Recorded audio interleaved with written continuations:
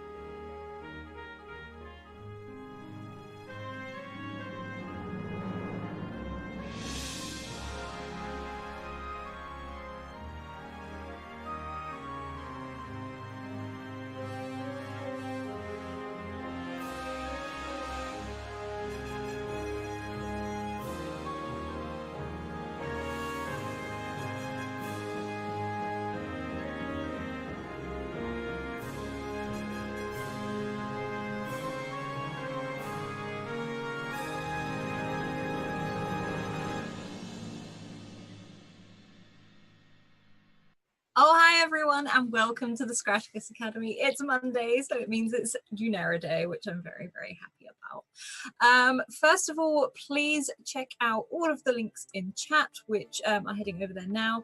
And also a special thank you to our wonderful sponsors who we could absolutely not do this without. Does that make sense? We could not do this without it. Yeah. One of them, of course, is Bird in the Storm. You can see the links to their merch there and all the other bits and bobs, and also Mage Hand Press. So other than that, I think we will jump in and say hi to everyone. And we're going to start with the lovely Jagon's Gold.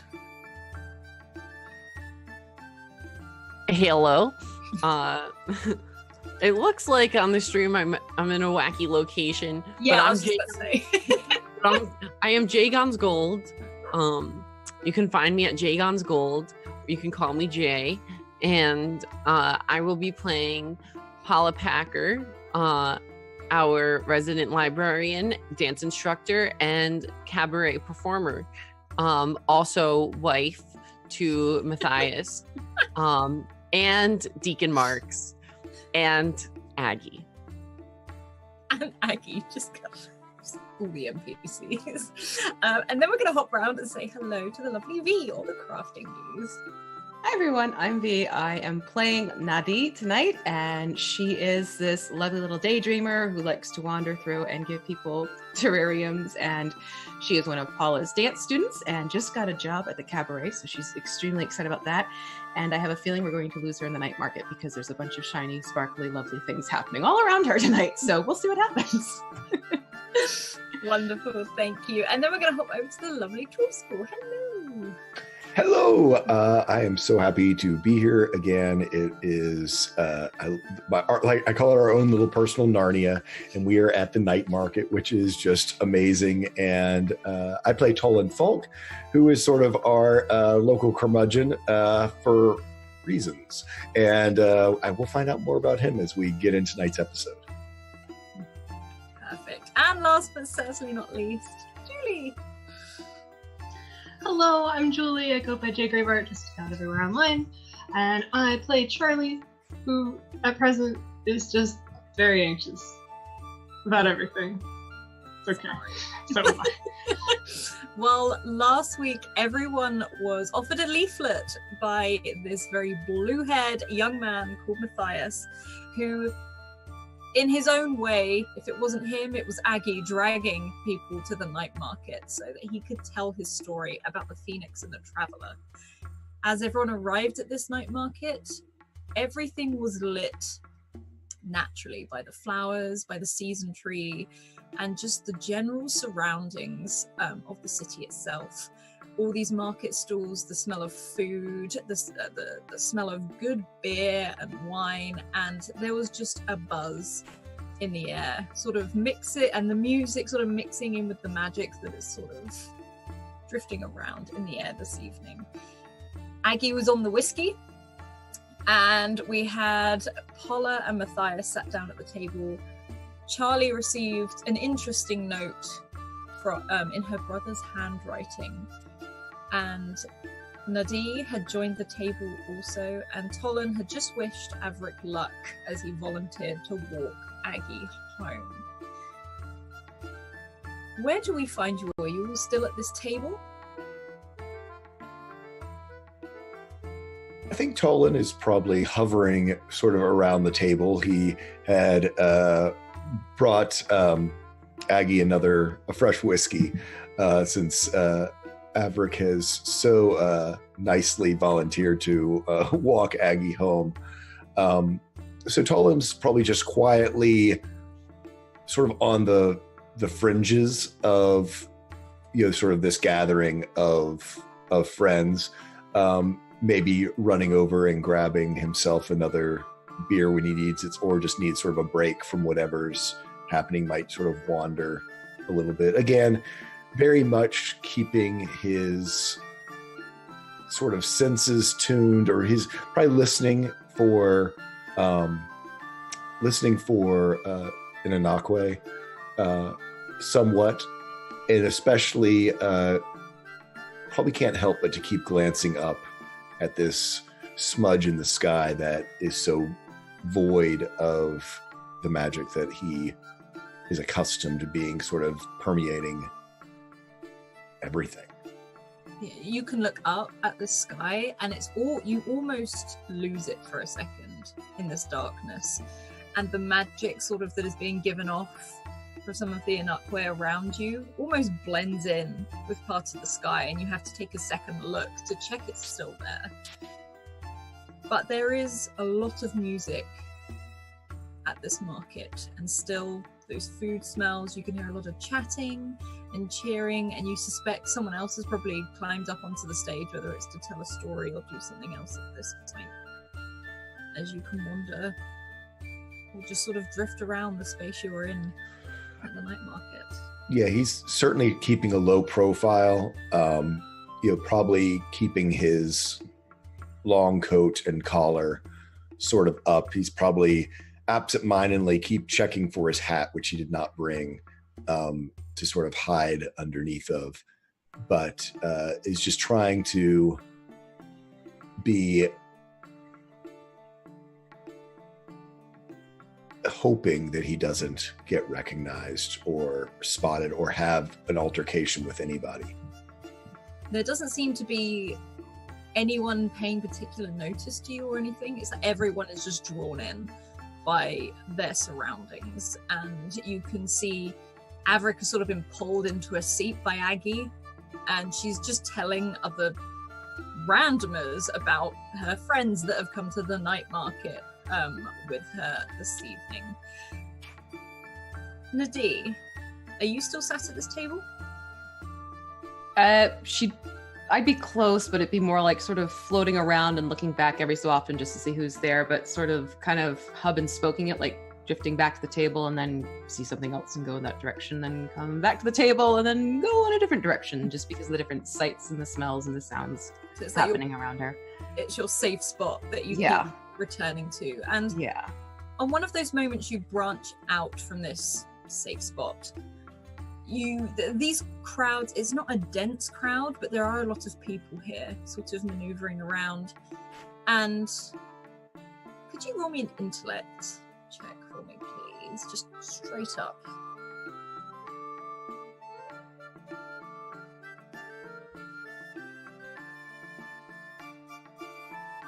Okay.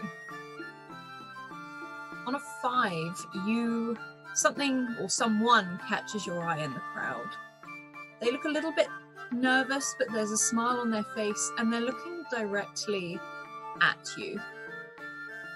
and almost waiting to see if you notice them. And they hold something almost very close to their chest.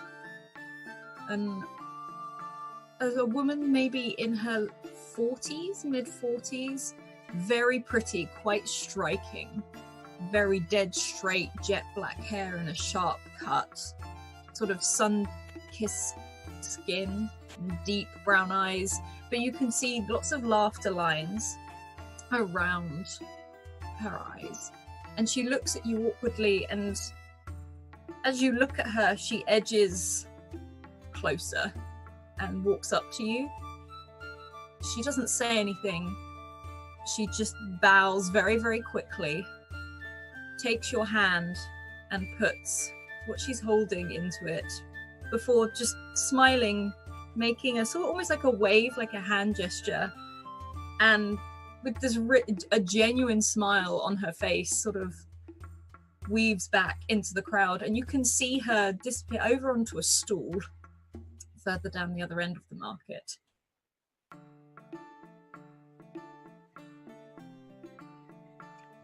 Excuse me?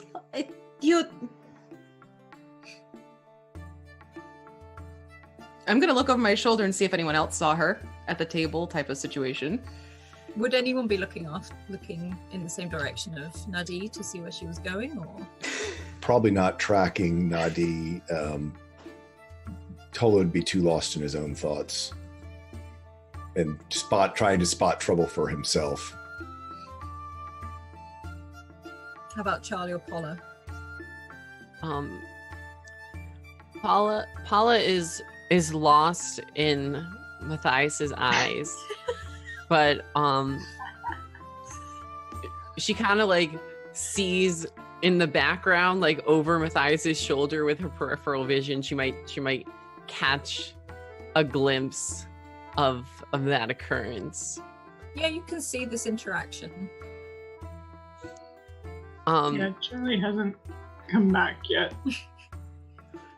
Can I like spot where that woman ran to? Oh yeah, and Nadi can as well. You see there's a market stall further down the other end of the market. And it's like clear which one it is. Mm-hmm. Okay. I think seeing Paula looking around, I'd be heading back to the table and just sort of like, probably not even looking at it too intently yet. Like, is it wrapped up or is it just sort of It's wrapped, yeah. Okay, so I'll walk back over with this little package in my hand. I'm looking a little puzzled and sort of holding it out in front of me, but, carefully maneuvering between the crowds and making sure no one's bumping into me or anything like that, and sort of sit back down and just kind of sit there like confused as to why this person would be giving me just something out of the blue. And it's not wrapped in paper or anything like that. It looks to be something wrapped in almost like a very, very long, very beautiful silk scarf. And it's one blue color, but as you sort of move it in the light itself, it almost looks like waves moving. Lots of different greens and blues and turquoise, and it's very, very soft. That's really pretty, Nadi. What was that whole thing about? That seemed kind of odd. I don't know. I don't know her. She came up, she had friendly face and smiled and put this prettiness in my hand, and I mean, I've never seen scarf like this before. This is like blues, and it reminds me of water. You know what, Nadi? It would make an awesome costume. With the feathers? It would go awesome with the feathers, but it could also be its own thing if we could get more of that material. Of course, I make my own costume. I can do that? You can, if you want. Okay, I'll keep it safe then, and I'll just keep sort of unraveling it just to see if there's anything further besides the scarf itself. Yeah, you can feel something within the scarf, and you unravel the scarf, and laying on top of the scarf, on top of the table, is a conch shell with holes down one side, and also a terrarium very much like ones you have made yourself. However, there's this plant, this actually more like a moss that sits at the center of this that you've not seen before, or you've not been able to necessarily use this yourself. This is not something you've seen around the city.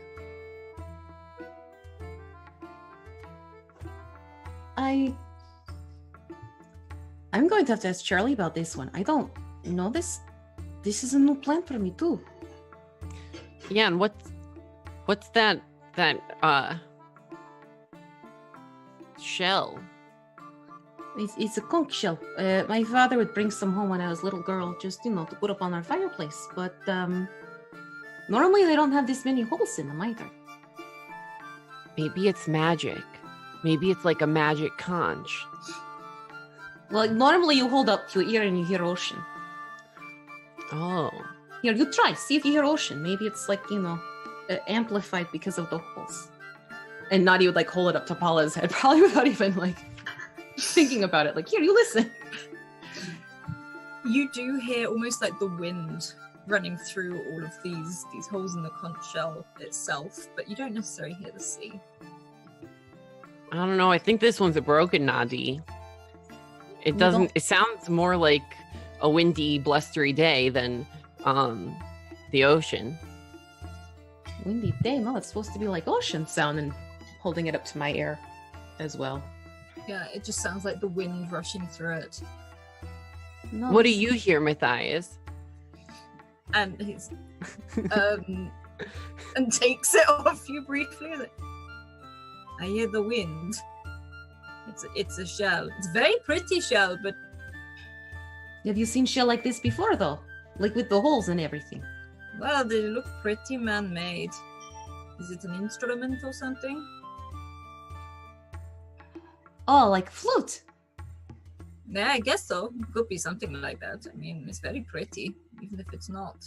Here, let me try. Let's see what happens. And can I blow in it and see what it does? Yeah. Very, as you move your fingers over the holes, even if you're just to see if there's a difference, a very strange sound comes out of this. It's almost like, it sounds like the ocean, but there's a definite song coming from this, like a tune. And those of you in very close proximity sat around, it's like you hear the waves of the ocean through the shell, but mixed in with some would say beautiful, some would say eerie song.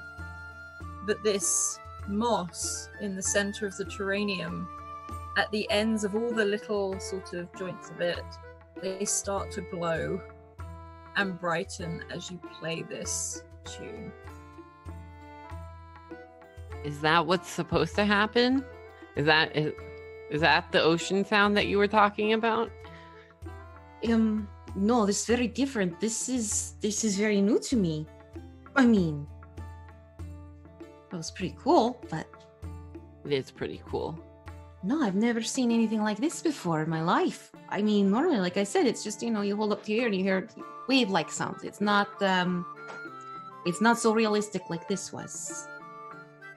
And this woman just gave it to me along with this terrarium and the scarf, and For free? Nothing's free in life. So she probably wants something back. probably should go talk to her. I mean, she went over to that place over there. Probably find out why she gave this to me, because I mean, she seemed very friendly, but I don't recall her at all, meeting ever. It's just odd. As soon as you stop playing this tune, you see the moss slowly fade back to this. It's sort of a dark green, almost greyish colour on its standalone self, with nothing around it. This is literally just this in the terrarium. Well, I'd be happy to go with you to see this lady if you want to tag along, Matthias. Yes, I mean, why not? Let's go and enjoy the market, shall we?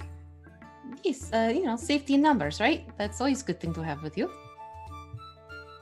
When you say safety, he looks slightly confused. He's like, Yes, of course. And he sort of rises and stands.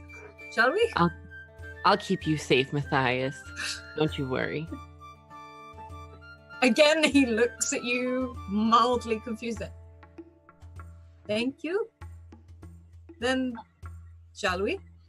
Yes, I'll lead the way. You two can continue. I didn't mean to interrupt conversation, so I'll walk ahead of you, and you can, follow behind. Nope. I'll scoop up all the little things that I got in this scarf. And actually, I'll probably wrap the scarf around my neck a couple times, just kind of let it dangle, and I'll be holding the terrarium and the conch, one in each hand, as I make my way over to the stall that I saw her disappear into. Yeah, you can walk over to the stall, and it's very simple. You can see it's all made of wood, almost put in levels, and there are lots and lots of these sort of a mixture of terrariums and this moss. The one looks like it's growing up the side of some of the wood itself, but also they've got it in small pots. And there are two people here. You see the woman that handed this gift to you, talking to another customer, and then a much younger woman. She looks to be maybe around your age, and she looks over like, "Hello, how can I help you?" Yes, hello. The nice lady over there, she gave me these two things. Oh, and a scarf too. I feel badly. I don't know her, so I don't know if I don't know why. And I just wanted to make sure that I don't owe anything or what the story is. Like, maybe she thought I was someone else and I need to give it back, so she can give it to the right person. Like, I'll ask her. And you just sort of hear like, Mama. And she's sort of like patting this woman on the back, who turns around. And as she sees you, smiles again and says absolutely nothing. And from the way she sort of gestures with her hands to the things you hold in your hand, you think she can't talk. That could be a reason as to why there was no conversation. So, Mama, this is sorry, what was your name? I'm Nadi, and this is my friend Paula, and this is Matthias. Oh, he just sort of stands at the back and waves. And, Mama, did you give this to this young lady? And you see almost gestures. You're not too sure what they mean, but she starts gesturing to her daughter, and her daughter is nodding. She says, yes, she says it's a gift. For me? Yes. She said your name is Nadi, correct? Yes, it's Nadi. Does your mother know how she... Like, do I know your mother? I'm sorry, I do not want to be rude, but... No. I'm Hockey, and this is Tari, my mother.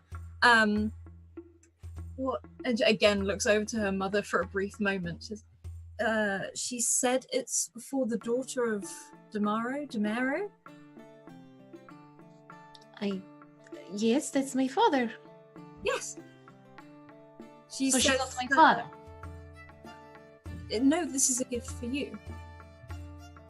Oh, well, I'll turn and look at her and like just kind of hold him up and get like great big smile, like yay. I really, it's beautiful things, and I very much appreciate the surprise, especially the terrarium. I love terrariums.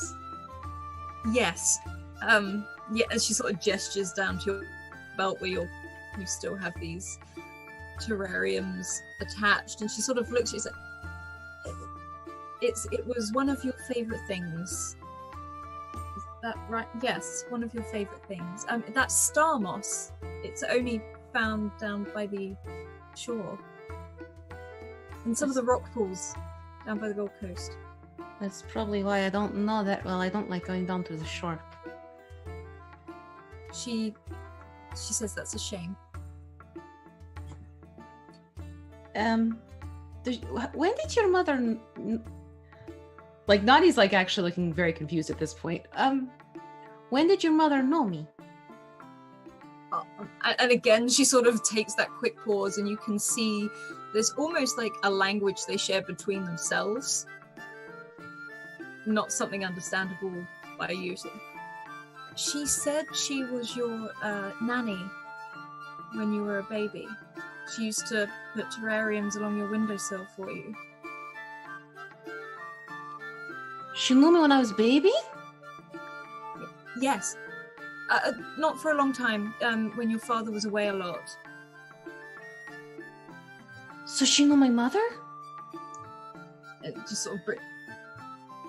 I believe so, yes. And you can see this woman's face drop a little bit. But like a sad smile, not dislike or anything.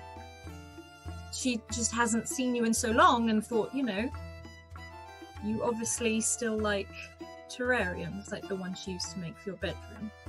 Yes, I mean, I've done them my whole life. As long as I can remember, I've had terrariums, and I give them to people now because they make them happy. And, you know, it's nice to make someone smile. And this older woman's like face lights up, and there is a big smile, and you can see the daughter sort of lean forward with, this makes her very happy. Thank you. She just wanted to give you a little something. Nadi's gonna look at Tari, right? Yes, Tari. She's gonna look right at Tari, and can she try to communicate with her telepathically? Yeah, go for it. Roll Okay. intellect for me. Okay, so it's +1 to it. Okay, what are you trying to say as you reach out? I'm basically going to sort of look at her in the eye, and it's one of those things. It's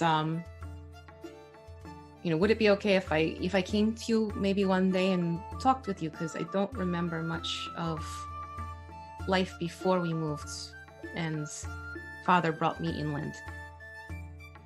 You see her sort of, it's almost like a half bow with her head, but she smiles very, very broadly and just, again, it looks like she's nervous. She's wringing her hands together, but she gives you a very firm nod. And again, like, none of this is being said, so like they're basically just staring at each other. Yeah. She's reacting, just nodding out of habit rather than... And Nadi would go up and she'd actually, like, to stop her from moving her hand, she'd put her 2 hands over hers and just sort of start like rubbing her thumbs along the top of her hands, almost along the knuckles. And it's probably something she even used to do as a little toddler and not even realize she's gone back into doing that type of thing. So where can I find you when we can talk with each other? Because I'd really like to be able to fill in that blank. And almost as you do this with your thumbs, she starts doing the same to your hands. And you don't know now whether you picked this up as a child or who you picked it up from, because this feels very, very familiar to you. And you hear a very small voice, a very soft voice, and it's more that you pick out the words. It's almost like she's struggling to say the words within herself as well. And sort of, where would you like?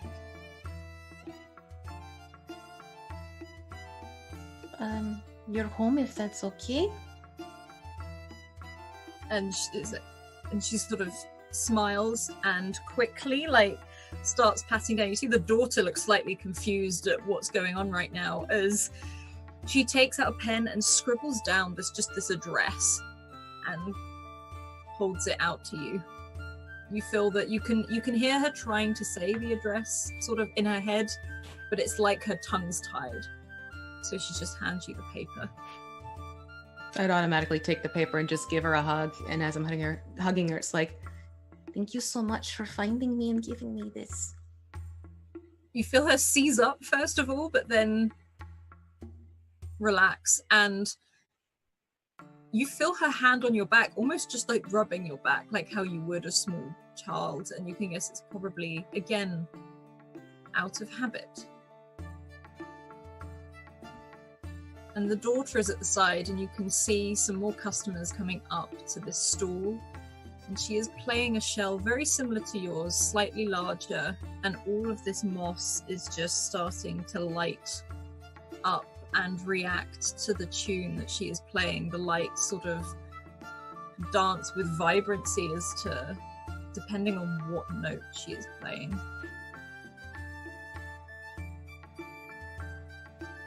And now she goes back to talking. I see you're very busy, and I will definitely stop by and we can catch up. And I'd love to learn more. Again, a very firm nod. And her hands, she stopped wringing them, she just clasps them now.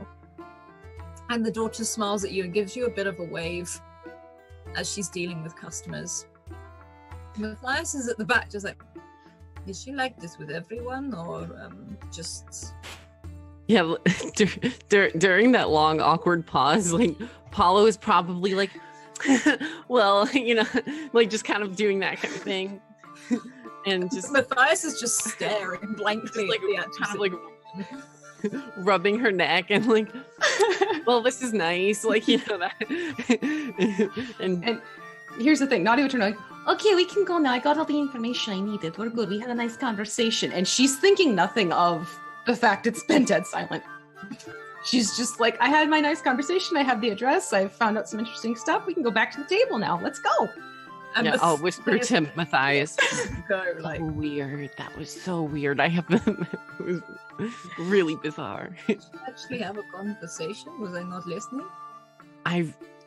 Listen, I'm not the one to ask. You ask her. I've only known her for a couple months, but at dance classes exclusively. I've known her less than a day. Listen, I don't know. I don't have the answers you're looking for, Matthias. Okay, look. What you said, safety in numbers. Let's go. And he sort of goes to follow Nadine. And Charlie, where are you at this point? Charlie's feeling a little lost and is not sure what to do. She's been standing there kind of folding and unfolding and rereading this note, and seems to be stuck at this point where she wants to go somewhere but also can't. Feels like she can't. But after a bit of this, I don't even know how long, she's lost track of time. She realizes, well, let's find something familiar at least, and then think about it then. So she went to find Aggie again. She's a little out of the way, so... You can see Aggie sort of almost pulling Averick down. She's got an arm around his shoulders, just sort of, she looks like, as she's not like looking at him, she's actually talking to someone on the other side of the table, but keeping him very, very close. And you can see her just chatting away. She's somehow acquired more food. You're not too sure how, because you're pretty sure she hasn't moved yet. But you can see her and Averick, and you can see Nadine, Polo, and Matthias approaching the table. And Tolan, would you say you're nearby? Actually, I think, if you don't mind, while that was happening, I think Tolan, maybe where that food came from, is Tolan went and got food. Probably looking around the food area, he's not very adventurous. And if he could have found, like, almost like traditional roast dinner, like something that someone had done, like a pot roast and potatoes type idea. I've just thought of something I've had before. You can have, like, so it's almost like a Yorkshire pudding. Do you know what Yorkshire pudding is? Not really. Okay, so... Is it like a shepherd's pie? No, I don't know how to explain this to Americans. It's like a batter pudding. So it's egg, flour, sort of, and it rises. As soon as it hits the heat, it rises up. It's like a denser souffle? Yeah, but savory. Okay. Yeah. And so you find this stall that has one of these, but it's quite big, flat, and square.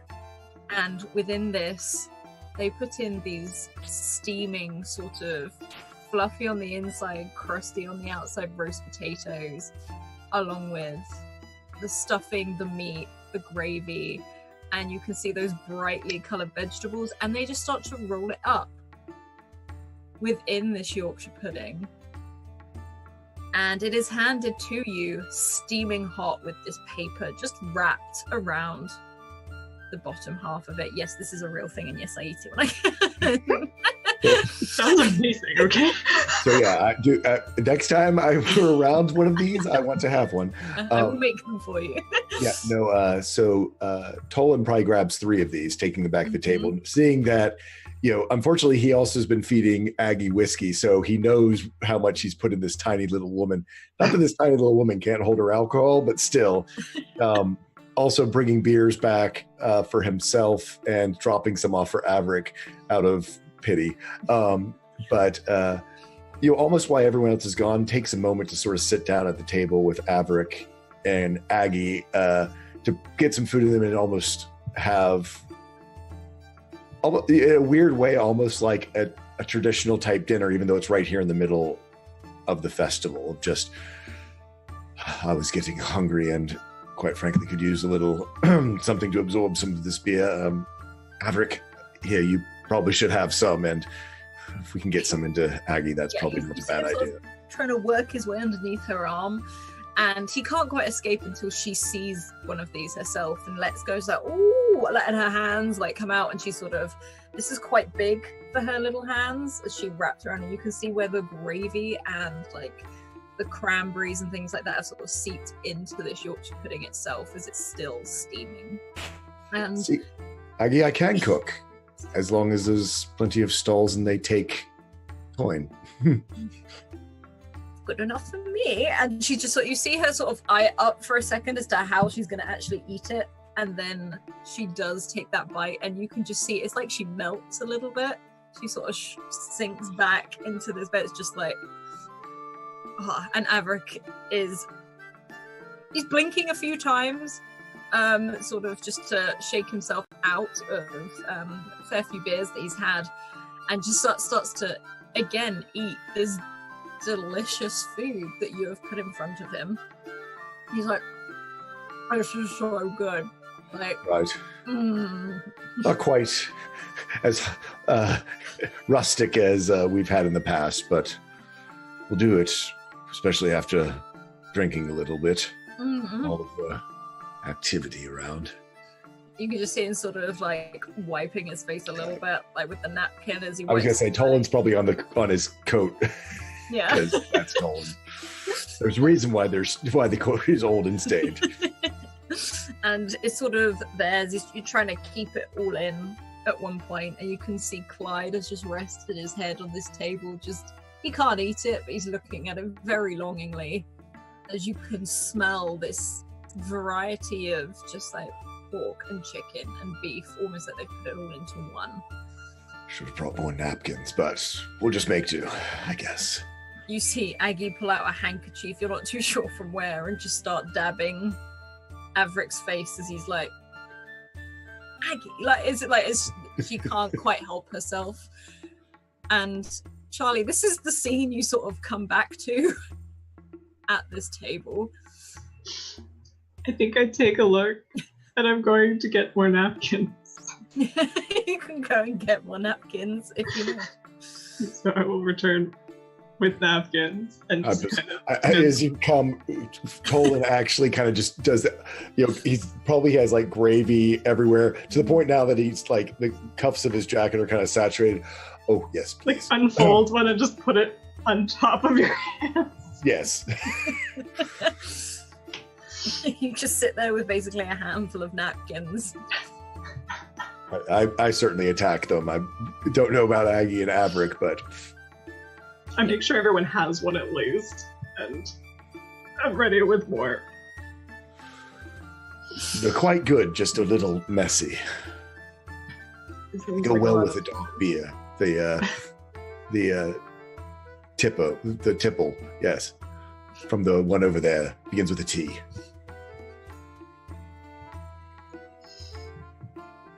She just kind of sits down is not really there, honestly.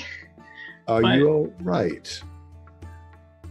Ah, You're a bit pale. that's a really good question. I'm not sure. Did you eat something that's not agreeing with you, or? No.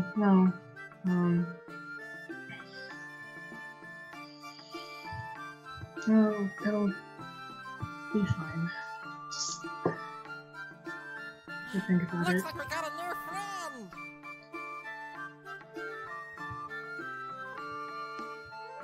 And she just still takes out his note again and it's just like spinning it around and like reinforcing the creases.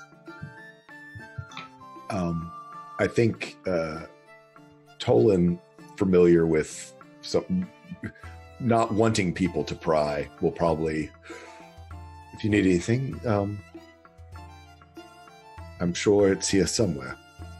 And sort of turns back to the just absolute gravy and Yorkshire pudding just Disaster. that is happening between Aggie, Averick, and probably Clyde, even though not eating is not helping. I was gonna say you can sort of see the other side of the table.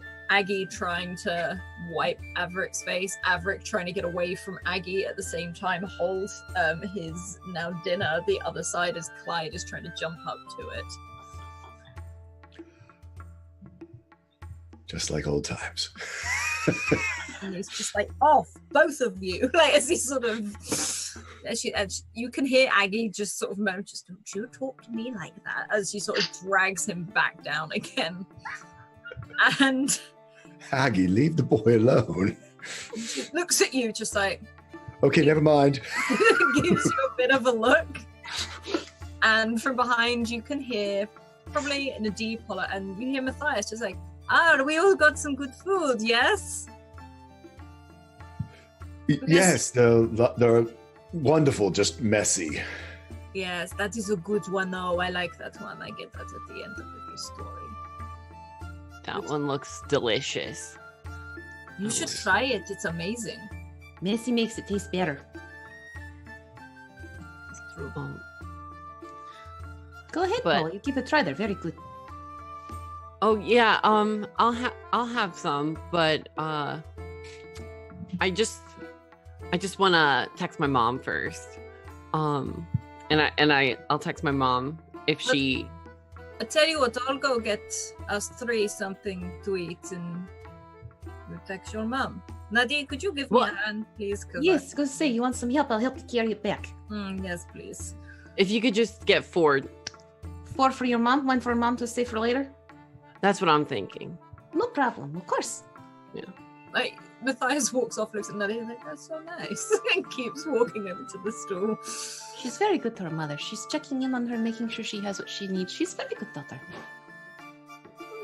That's nice to hear. I should probably bring my mother at some point. If you can, yeah, probably not bad idea.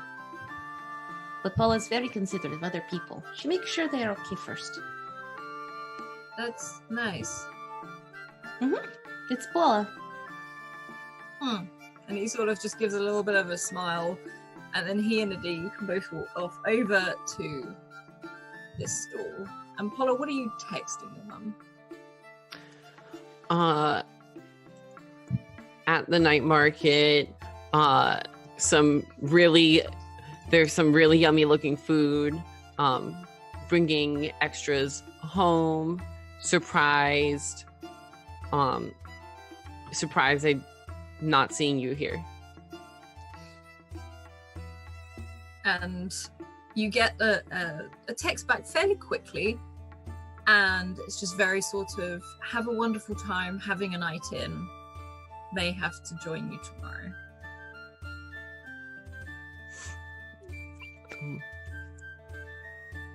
I'm just gonna leave it at that. And Matthias sort of turns to Nadine now that he's got his hands full of these two. He's like, could you take 2? Because I will drop them. Well, yes, of course. Here, I'll take 1 in each hand. Yeah, okay, you do that. And there's like this weird maneuvering thing going on, and you can see that there's gravy running down one of his arms, and he's like, okay, I need, as he rushes back over to the table, like, I need a napkin real quick. They're messy, but they're good. Yeah. Oh yeah, I sort of looked at Charlie down the pile of napkins in front of her. There's been like a stack on the table. Yeah, you just see him sort of almost lie on the first one, just like, ugh, there we go. Aggie, sick. No! As Matthias walks over to Polly, he's like, yeah, here you are? Your mom okay? Oh yeah, no, she's fine. Just checking in on her is all. So. Yeah, I need to check in on my mom at some point. I'm not great at that. It's something I need to get better at. Also, we got your mother one, and I'll take it. Can I have one of those, Nadine? I just sort of like takes one. There you go. They're all the same. Nadine's gonna start licking her hand. Yeah, it's literally just like yeah.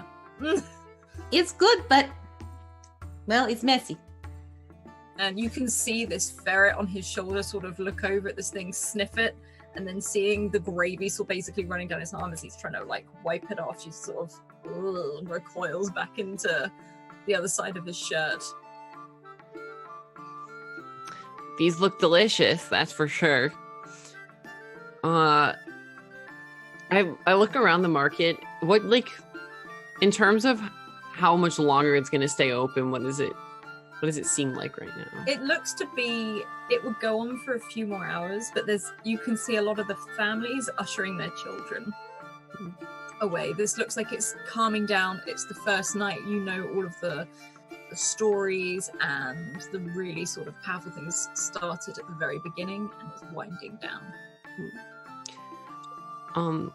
Yeah, no, these look delicious, and I love to sit and eat them or eat one of them with you, because the other one's for my mom, of course. But I'm thinking that, maybe I should take these home and eat them with her. Okay, well, why don't I work with you? Because which direction do you go in? Oh, I'm way up. Oh, well, I'm not, but I've got to go in that direction anyway. That's convenient. He can walk you home and he's going in the right direction. That is convenient. But I'm capable, and I'll be fine. So You sure? yeah. Well, And Nadi like nudged Paula under the table, like, "What are you doing?" And then I can watch and learn, Nadi. So yeah, I appreciate the offer, Matthias, but I'll be fine for tonight.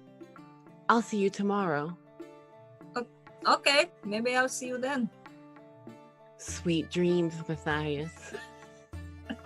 Oh my god. He's like, he again looks at you and just slowly takes a bite out of this Yorkshire pudding wrap, effectively. And good night to the rest of you as well. You can see Aggie just like waving at you, and Averick's head is down, but he is waving. Good night, Paula. Say hi to your mom for me. Good night. And will. Polonius. And I toss like the scarf, like the mummy scarf over my shoulder, and like kind of like turn with a flare, I spin, and strut away. Tolan completely adjusts his mental image of nice, quiet Paula in his head. And Matthias is like taking a bite and looks over at Nadir. Like, what's Felonius? Polonius is a very, well, technically a cat, Oh, okay. but lots of personality to that cat. Most cats do. No, this is a special personality. This is beyond, hi, I'm cute and I'm fuzzy and can you love me and pet me? This is more like, don't mess with me, dude. Oh, like Sophia then. And you see this ferret again sort of like come out of the top of the collar, look around and disappear back under again. Yeah, probably closer to Sophia. Okay, well, So I'm hopefully going get a chance. to finish this and then I'll make my own way. I need to sleep. I've got stories to tell. I can imagine. It was very nice of you to offer to walk her home, though. Well, yeah, we were going in the same direction. Maybe she just wanted some quiet time before she has to go see her mother, but don't think into it too much. I wasn't. Like, he looks genuinely perplexed by this whole interaction. Okay, and you see him slowly finish up this thing he's eating. And he's like, I'm going to go home, but maybe I get to see you tomorrow. Maybe? Perhaps. I'll come if I can. I'll take perhaps, and I'll come if I can. I'll take that. And Charlie, I think that was your name. It was good to see you too. Oh, yeah. And Nice story. thank you. Yeah. And he just sort of like smooths his hair back, quite pleased with himself, and starts to leave the market square. As he's starting to walk away, Naughty would absolutely say, I don't know why she didn't let him walk her home. She likes him. She was actually worried about seeing him. not even considering the fact he might be in earshot. Yeah. You see him pause slightly, and then just keep walking.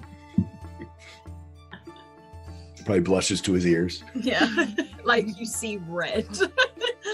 He doesn't turn around, but his ears, you can see it. Against that blue hair. Against the blue hair, the contrast is, yeah. Naughty's gonna get a sly smirk on her face. And Averick sort of raises up and is like, okay, right, okay, Aggie, come on, time to go home. And she sort of lolls over to one side, like, it sort of makes a weird grumble sound. I'll give you a hand.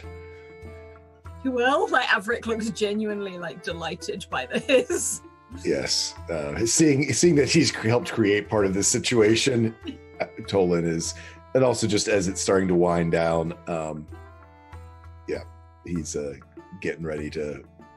getting his fill of being outside and in the crowd and sort of being just sort of turned on in case anything goes on. And Averick, you see sort of like get off this bench, straighten out his leather jacket that's gone a bit askew, and he's like, come on, Aggie, sort of lifting one side. I'm under one arm, he's under the other. They've got one arm each side, and she's just smiling like adoringly up at both of you, like switching from side to side here and there. And Clyde sort of pads behind you. He looks quite sleepy. He looks as tired as Averick. We'll get you home, all of you. And Aggie's like, just like making odd noises, like happy noises, but she's making the noises as you walk her out. I'm following.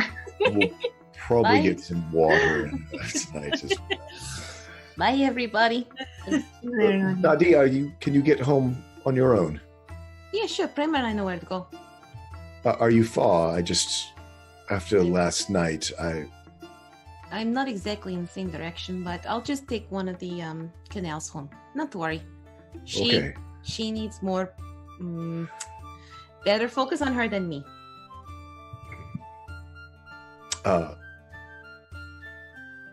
Take care. Be safe. Thank you, Mr. Tolan, sir. And you have a good night. Thank you. And bye, Charlie. And Tolan, Charlie, Averick, and Aggie, and Clyde, you can start making your way back down to where you all know Aggie's shop is. And Averick is sort of she's not drunk, she's just happy to be out. If it's anything, you think she's high on life right now. She's out with a group of people. She hasn't had to go and knock on their door. In fact, Charlie knocked on hers, so she's sort of quite happy about this as you walk along the canal. And the canal itself is lit up.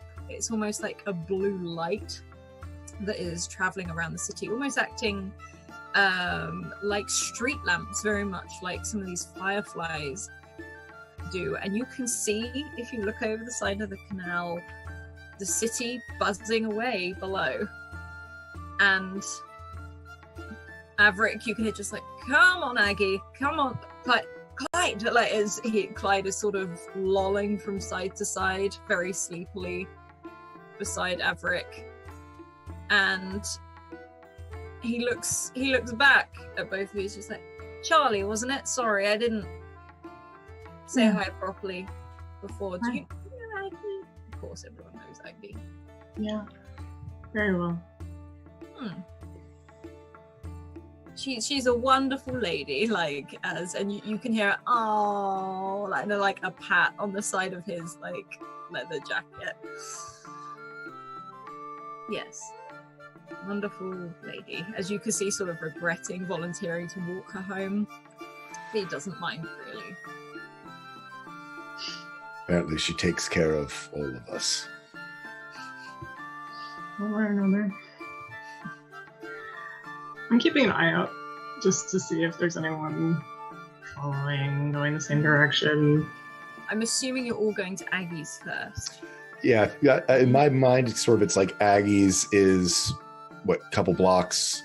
Mm-hmm. Yeah. 10 blocks away from Brew and Bindings-ish or something. Yeah, she was not that far from the Yeah. Yeah. And then I figure I'm sort of at a right angle to, you know what I'm saying? Mm-mm. Anyway, in the city, because I'm over in the Scar. Mm. And you slowly approach the shop you all know very well, and you hear Averick go, "Here we are, my dear," like as he sort of like fairly lets go of her, and you can see two shadows in the shop, sort of almost like they're falling off of the mantelpiece. You actually hear the doof doof as these two cats you can hear Here running they come. into the door. And Averick just goes, "Oh shit!" Okay, hang on. I'm gonna just like Yeah, get up start. close to the door, and I'm just like, I will attempt to herd these cats.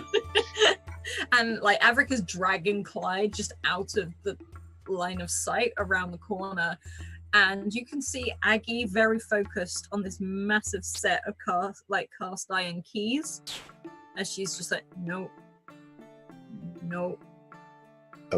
Would you like? Maybe. Can I? Would you like? Can I? Would She just sort of reaches out and hands these jangling keys And, towards you. yeah. With his sort of tinkerer skill and knowing things, can he pretty quickly go through his? I can roll if you'd like me to. No, you know this. He probably. So it takes a few to flip through, but then he can sort of, by looking at the lock and the key, can figure out which one. And he's just, they don't even use these kind of locks anymore, Aggie. That's like 20 years ago they stopped using these around the city. And that's why no one knows how to break into them. It's not the key for your door. But what door are we talking about? And she's like a really... I don't know what. Fine. Well, good, because I don't know either. Like, you think she's just got this set of keys? You don't know where they're from. He switches around to the right key for his the door and opens. That one winds the clock, so I can't get rid of that one. Yes, but why is it on your house key ring? It should be by the clock. Well, Never I'll mind. lose it otherwise. But you'll never wind the clock while you're out in the city. No, but if I leave it in the house, I'll misplace it. So you put it on the clock. Never mind. On the keys with the rest of the keys. Like, she's genuinely getting like, I don't understand. Why you don't understand this? Looking up at you two, just like ready to be kind It of is like definitely it is two older people having that argument while the cats are inside ready to like storm the door. And you hear Averick like, guys, really, anytime now. Like, as Clyde Yes, comes through the window. fine. And I get the door, but at that point, I'm so intent I don't even give like the signal before swinging open the door. And you just see Aggie like almost completely forget the conversation. She has just like, Jeremy and Jemima! And these huge cats just come charging out at you, Charlie. I try and like catch Speed one. check. Okay. Oh, let's see how this goes. I never thought I'd use roll. It's our first like combat roll. It's like herding cats. Oh my god! Very effective. You You've been here before. You know Jeremy and Jemima. Describe what you do as these two huge, sort of big fluffy cats come charging out of this front door. I think I have entered I was actually kind of like leaning against the door, ready to like roll in and around it as it opened. And I just kind of grab and roll with cats, with their momentum just kind of hitting me and into a very comfy cuddle pile. Yeah, you sort of scoop them up and keep going in, and Aggie sort of trots in after you, like sort of cooing at them from like behind you as they do so. And Averick looks at Tony's like, okay, like I'm just gonna hold him here for a while. If you could make sure she gets some water, then we're gonna need to go. So okay, no. Like again, like you can see like Clyde's nose going, and it's like, you know that look when they don't know what they're supposed to be excited about, but they're trying to look around the corner at it anyway. That's what Clyde's doing.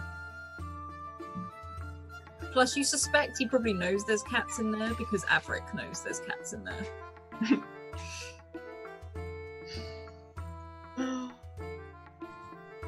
And Aggie shuffles in, and she's just like, who wants tea? I do.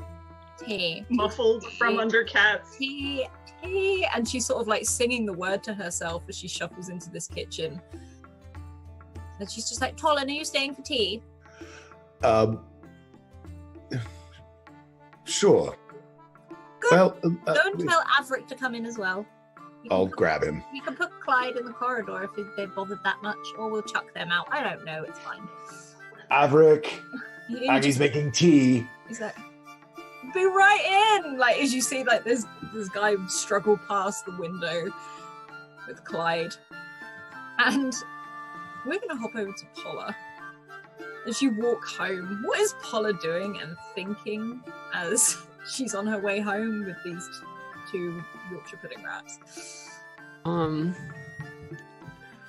Paula is probably kind of like skipping and dancing through the streets and humming to herself. And at a glance, one might think, oh, this is someone who's in love. But if you know Paula, you'd also know that this is Paula all the time. She's like, anytime she walks through the streets at night, like she's always dancing through the streets. Like that's just her thing. Like skipping over the benches and like doing little turns and spins and pretending she has a partner, and she's in her element. You know, she was having fun at the night fair, but now she's really like, this is the peak of her night for her, by herself in the streets. And but she's trying to be careful because she's got like these two big messy things of food, and she's probably like pieces of it have probably fallen out, but it'll be fine. Can you roll me an intellect check, please?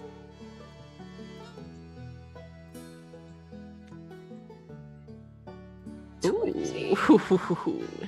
You are these rolls in this game, seriously. You walk through or dance through these streets, and you can still hear that music from the night market going over and over as it slowly fades out. And you can see the riverways as they light up, sort of bathing you in that white glow. And it's just a very serene, calm feeling, and a very happy feeling as you make your way home and you get to your front door, or the door that leads you up to your apartment.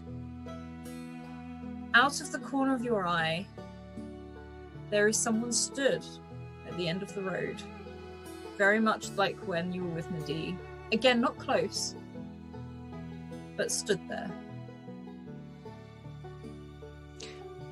I'm gonna shout at him from down the street. Hey you! Hey, you! Is there any response? There is no reply. This person stands by the edge of the waterway, almost a silhouette, as the lighting from this riverway sort of casts him in shadow. I'm gonna keep my distance, but I'm gonna still shout to him. If you're that same guy that's been following my friends and I around, you should leave us alone, because I work at the university and I've got connections, and you're going to be in big trouble if you keep following us. So, and I've got a really mean cat.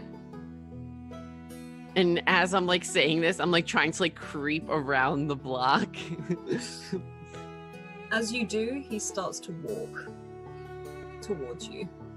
Not fast, he's not running. Just a slow, steady walk.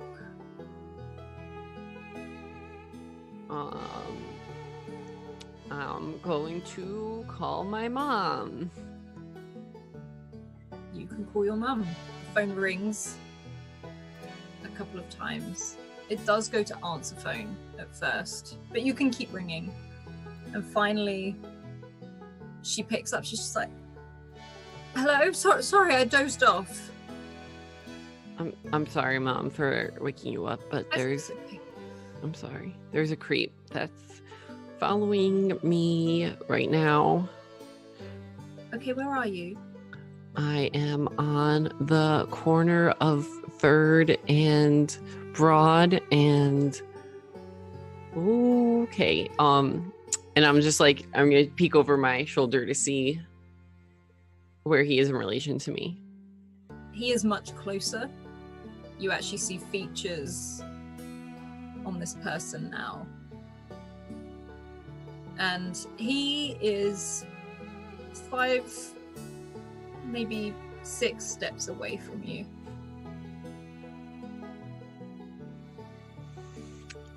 Oh, Mom, all right, he's right. He's on my tail. If something happens, call the authorities, and I love you, Mom. And She's like, she's like, "Don't be silly. I'm just coming. If you have to run, run."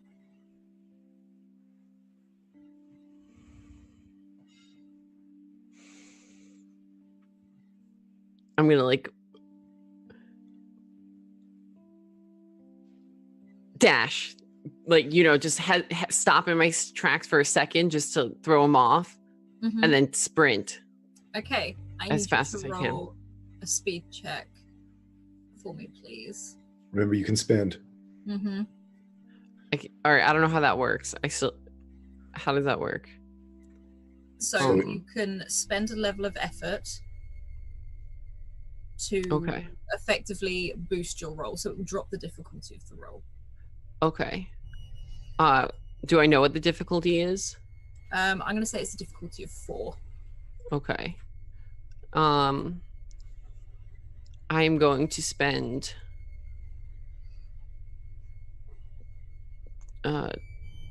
2 effort. Is that reasonable? Is that Yeah. 1 effort? Okay. You only one have effort. 1 effort, but it costs 2. Oh, I only have 1 effort. Well, do you have edge and speed? Mm. Yeah, I have 1 edge. So yeah, so it costs 2 speed Mhm. from your pool. Okay. Gotcha. I'm going to spend 1 effort. And do you have anything that can be used as an asset? Oh, I just rolled. Sorry. It's fine. That's good. You- No, that's good. It's a good roll. You sprint. And as Okay. soon as you break into that run, so does this person. You know the streets. You can hear your own footsteps sort of race down these cobbled streets. And you can feel your heart pounding at this. And as you glance back as this person starts sprinting towards you, you notice here and there some of the fireflies sort of fizzle out. I start screaming. You can rush like absolutely dash. You are hightailing it out of there. You are much faster than him, and as you scream, you run past what you know is like a side street. As you feel an arm grab you and pull you in, and the person chasing you starts running. He keeps running, and when he doesn't see you anymore, he pauses and he stops and stands very, very still, almost like dead stop, as if like power switched off.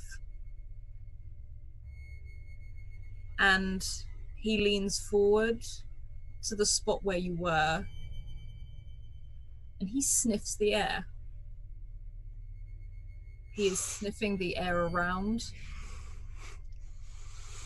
and then for a moment pauses and walks on off away from you in the opposite direction.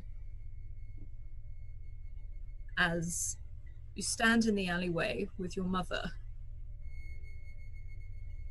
Are you okay? Who the hell was that? He's been following my friends and I around. I don't know who he is. We're going home now.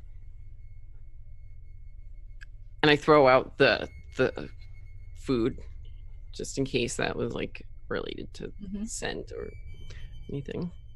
And she hurries you back in not the usual direction. You go home, you know this direction. You know this doesn't take the main streets.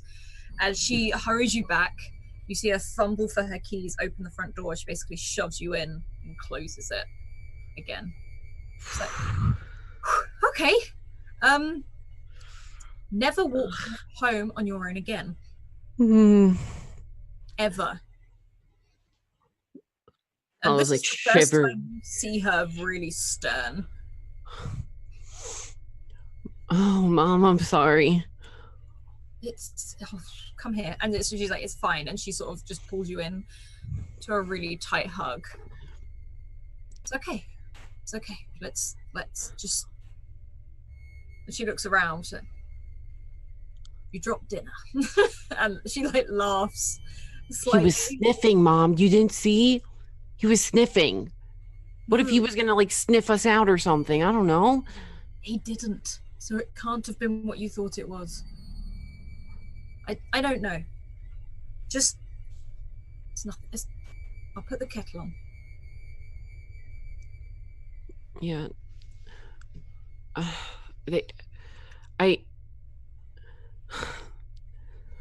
don't know what to do though. I mean, I'm frig. This guy has been out like a number of times. What now? And knows about brew and bindings and knows about close to where I live, the area where I live. I've seen him by the season tree. Okay. Well, what if he shows up at work or... You're not going to work on your own. Not for a while. I will drop you off. I will do the same route with you. But you're not going on your own. I forbid it. Yeah. Right. And you can see she starts like clanking around with this kettle and all these bits that you can see she's just keeping herself busy as she looks quite frantic herself. She's just okay, sit down at the table.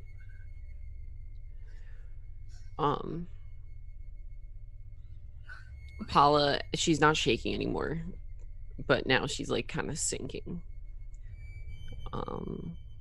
into her chair. Tea. We just need tea. That's what we need. And Felonius sort of curls himself, like he's weaving himself between your legs, actually purring for once, as if he can sense the panic. Mom, you can't come to work with me. You can't follow me. Why not? It's not. I'm grown, Mom. You were just chased in the street. I know. You're not going on your own. At least not for the first day back. Who's Yeah. gonna stop me?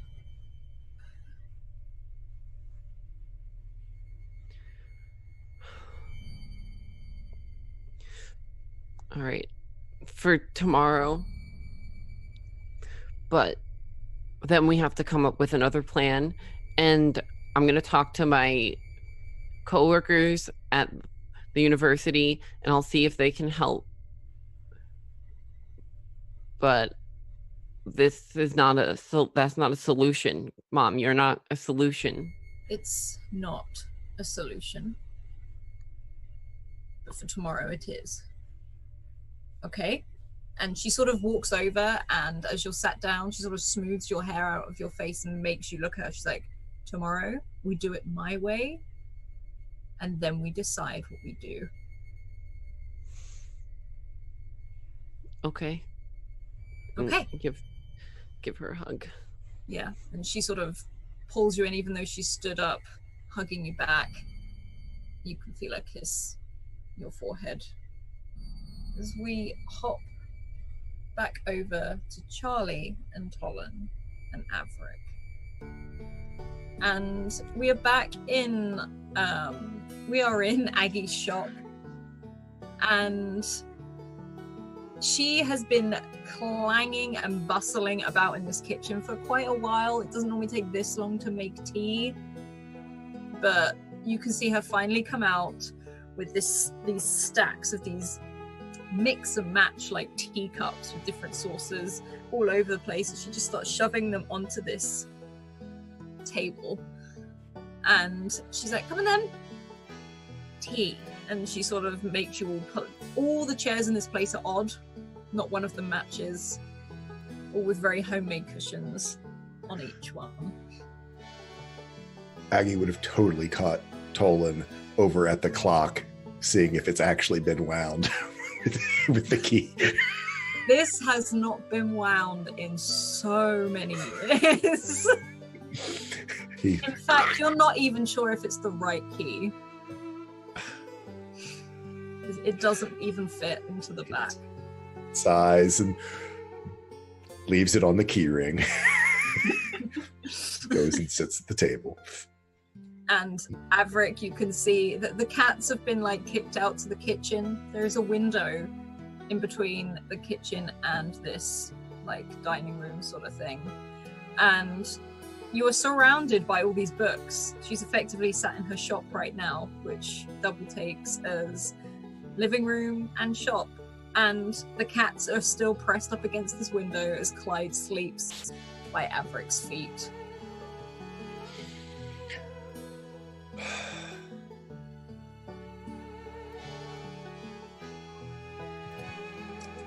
Wow, what a night. It's been too long, but I'm exhausted. Uneventful. Oh, you have no excuse. You are young. Like as Aggie sort of looks over, sort of her eyes sort of getting slightly late, like lazy and sleepy. And Averick sits there and he looks very awkward holding this china teacup sort of thing as he sort of sips from it, looking awkwardly over at the cats at the window. Yawning in the background. Yeah. It's not tiring because of the activity. I just try to be aware and ready to fend off any What?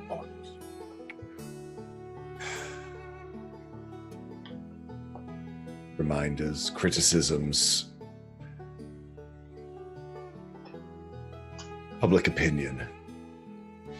Oh, there's a public opinion about me as well, so I know the feeling. And you could tell she's still not with it yet. She's still drinking this tea. Yes, I'm sure you do, Aggie. but you're nice and you've been out with lots of people today. I'm very proud of you. And she sort of gives a very odd, she's not being quiet about this. She is patting you on the arm. She thinks she's being quiet, but she's not. Right. Yes, Aggie. And she sort of, biscuit, and she holds up this tin. And almost instinctually, he goes at one and passes them on. It sort of turns them so that the not ones that hurt Avric's teeth are facing towards Avric.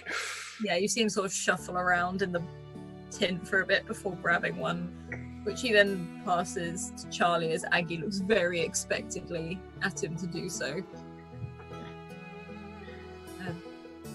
Biscuit. Grab the whole tin, and I'm going for the ones that have the little granules on top. I'm picturing the actual granny tin. The one that usually has sewing in it, but this time it actually has cookies. Yeah, it has actual shortbread and other things. But the disappointment when it's actually the sewing kit instead of the cookies. Oh my god, that button That's box. the worst. That button box is such a traitor. I spent ages trying to look for it, and then you're like, hang on a minute. But she sits there. She's a lot smaller than all of you as she swings her feet because they don't quite touch the ground on this chair. Are we going again tomorrow, or? We'll see what tomorrow brings. You're falling asleep in your chair, Aggie. And she's like, no, I'm not. And her eyes aren't open. You get some rest. Fine. Drink some water or some more tea. You'll have a headache tomorrow if you don't. Just pours herself some more tea. Okay. I'm going to bed. You can go home, or if you want to stay, I need to head back to my shop, and Avric's got to open Ruin Bindings in the morning. Oh, yes, of course. Yeah, Gosh, coffee shops in the morning.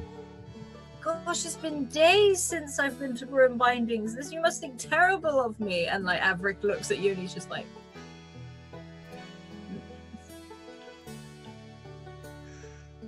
We can show ourselves out. Charlie, have a good evening. Me too. I'm gonna stick around for a bit. and Kind of Avric. point to Aggie a little bit, to Charlie. Just, you got her. And Avric sort of slides off the stool, sort of clicks with his tongue for Clyde. As Clyde sort of, again, you can see Clyde is as sleepy as Avric. It's like he's sort of dozing and just following out the door. As you see these cats up at the window before you close the door behind you. I can sort of take the route back to get Avric back to Bruin Bindings. See, I'm actually paying more attention to how tired Clyde is, knowing that Avric's probably faking that he's more awake, but just make sure gets back there. And Yeah, you can walk the same route you know all the time, and you walk back to Broom Bindings where you know Avric lives above. Yep. And he's sort of like, again, ruffling that massive brown hair, and he's just like, this was good. This was really good. It's been too many years. Yeah, I liked this. I liked going out, doing something. I'm just afraid present's going to intrude on things that are like the past. Get too comfortable. I'll come crashing down again. And sort of Avric very sleepily hangs his head. You can't live that way for the rest of your life. This was nice. I enjoyed it. I missed hanging out. I did too, but it was a rare occasion where someone's children, someone from the church, the deacon himself, doesn't like to remind me who I am. Okay, then this. Baby steps, and he sort of puts a hand on your shoulder and pats it, but leaves his hand there. Not a few years this time. Not a few years. Okay. I'll go to bed. And he sort of gives you a slap on the chest almost and turns around. I'll be in for coffee tomorrow. Yep. All good. And he sort of bangs 3 times on that door again. He's like, I'm back. And the blind goes up. You hear all the locks themselves start undoing as the door opens on its own. He walks in. Come on, Clyde. This dog, very sleepily, hanging his head, sort of pads in before. Should lock up. It will. And he sort of... No. Yeah. See you tomorrow. He sort of hangs there for a second till the door closes and sort of looks at it very familiarly of some of the things that are on it and sort of listens for them to and sort of pats his pockets, checking to make sure he has things that makes no sense for him to be checking at this point in the walk, but he does. And sort of heads back and up the street and turns the corner, and the canal doesn't shine as bright, and back sort of into the area he lives in, where magic isn't quite the same. And you can arrive at that same front door and head in to your home. Do you do anything before you sleep? Grabs a glass of water, sort of hangs his jacket up and smiles. Puts on like an old nightshirt that he likes to wear. But by the time he actually gets to bed, I think his brain's starting to churn through the day, where the day started, with Aggie coming and all but dragging him out of the bed. Visit to the lab. And then, even the night market, meeting Matthias. Just sort of all of the tangled up things that are involved with that. And I think he doesn't really sleep well. He's drunk enough. He's not drunk enough to pass out, but he's drunk enough that his dreams are too vivid, if you know what I mean. And so they sort of spin around and mix up. He sort of dreams of his lab. He actually dreams sort of all mixed together, his lab, university, even the church. And he's walking down the hallways that are familiar, and he knows where he's going, but he can never quite find the room. Things don't attach the way that they should. And so he basically spends the night sort of tossing and turning, always falling back into this dream of being in familiar places and knowing where he's going, but just never being able to get there. But he just can't find that room that he's looking for, or that the hallway that he knows should attach to the lobby is attaching to back to his lab. Or then he's in the hallways of the main cathedral, and then in the back rooms of the sacristy, and just where some of the higher members of the church, the rectory in that area, and then the library, one side, then the other. And it's just like this sort of almost endless loop. And he's trying to find a room that he just can't quite make his way to. And that's his kind of evening, just this tossing and turning, sometimes walking the streets, sometimes walking the hallways, as his mind roams over and over sort of the day, blending in the night market, blending in the fact that his lab, someone's been there, his shop, and things that are in the shop, Aggie's house and the cats making random appearances. So it's that weird mishmash. And that's him just sort of, as he tries to find rest, but doesn't. And then we'll hop over to Nadie.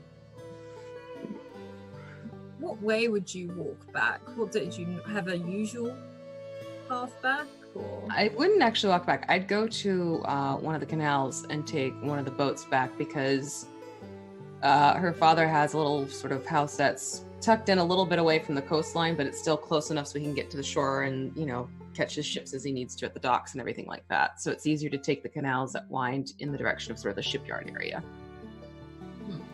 You can find, at the moment, this late at night, the boats power themselves, and they're almost like a trail. You do this almost every single day, and the light coming from beneath the water is extraordinary. It's almost daylight, and you can hop on this water on these little sort of gondolas almost as you hop on, and it sort of sets a course down this riverway, and beneath you in this water you can see people going about their day, you see people going home, you see, half the time you're not sure if they're an aquay or if they're actual fish, these brightly colourful fish that seem to, you've noticed, only come up to the surface at nighttime, as they're sort of reds and greens and yellows, oranges, as they sort of, almost like as a shoal, sort of swirl around the boat out of interest to come and have a look before disappearing, diving back down into the city. And can you make me an intellect check, please?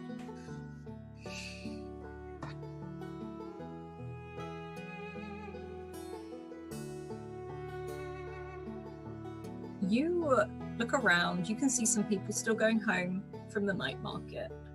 You see a young girl that should definitely be in bed, walking along the street, holding hands with mother and father.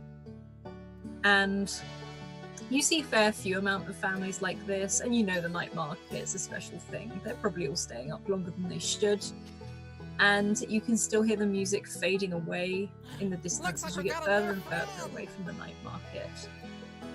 And hello, raiders. And as you do, you see this little family, and you see much further back, very much like before, a person, like a shadow but not a shadow, very grey, very dark, and they're just walking very slowly. They don't seem to even be looking at you, but they do seem to be watching this family.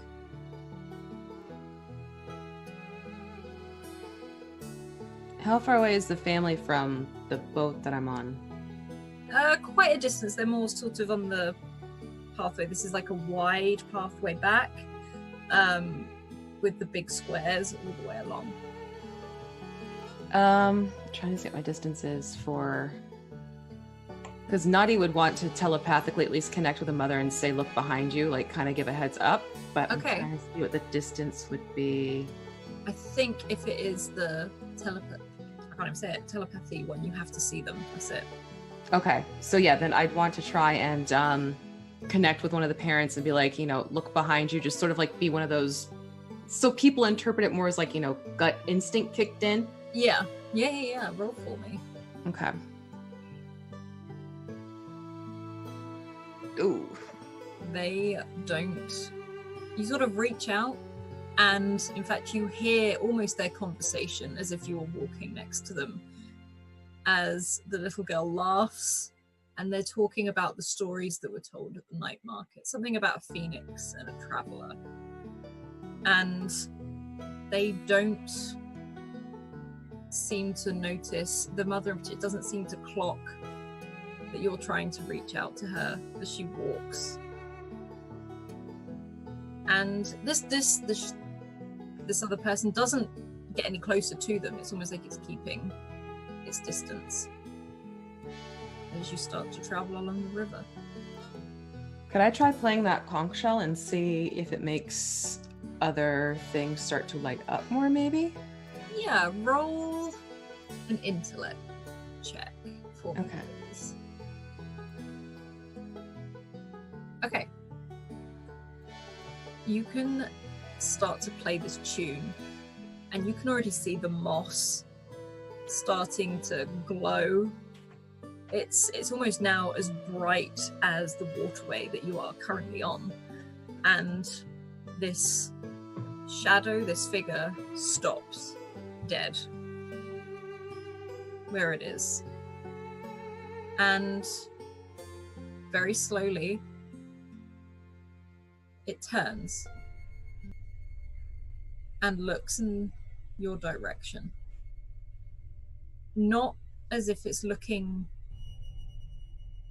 at you directly, but in your direction, in the vicinity you are in, as its head tips to the side.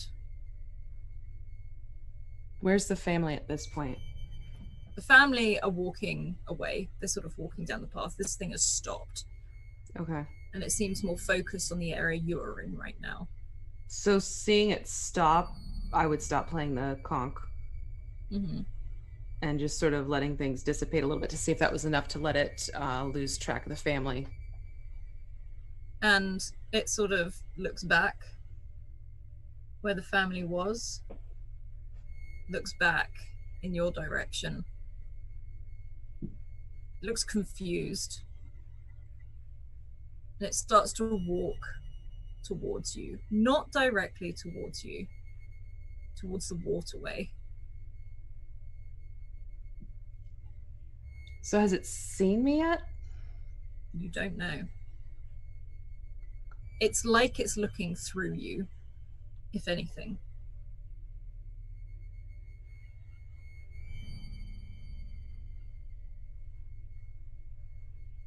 I think what I do is like sort of tuck myself low in the boat, so it's sort of like, you know, peering up over the edge, but Mhm. make myself low profile as possible. And it steps right up to the waterway as if it's looking down. It doesn't look at you, but it does watch the boat go, just sail past. And are you trying to see what this person looks like, or are you staying completely hidden? Oh, that's a good question. Probably more trying to see if there's like some sort of like mental activity more than seeing them. Okay. So stay hidden, like stay Mhm. completely ducked under, and then can you roll me an intellect check, please? Sure. 2. Okay. You don't hear much. In fact, you barely hear anything. Just a murmur, a very deep song, almost. You're not too sure. But it watches the boat go past. Again, as if it's not even seen you. In fact, if anything, it's currently focusing on the terrarium as it's lit up and calms down. As it watches you go past, it sniffs the air briefly before walking away.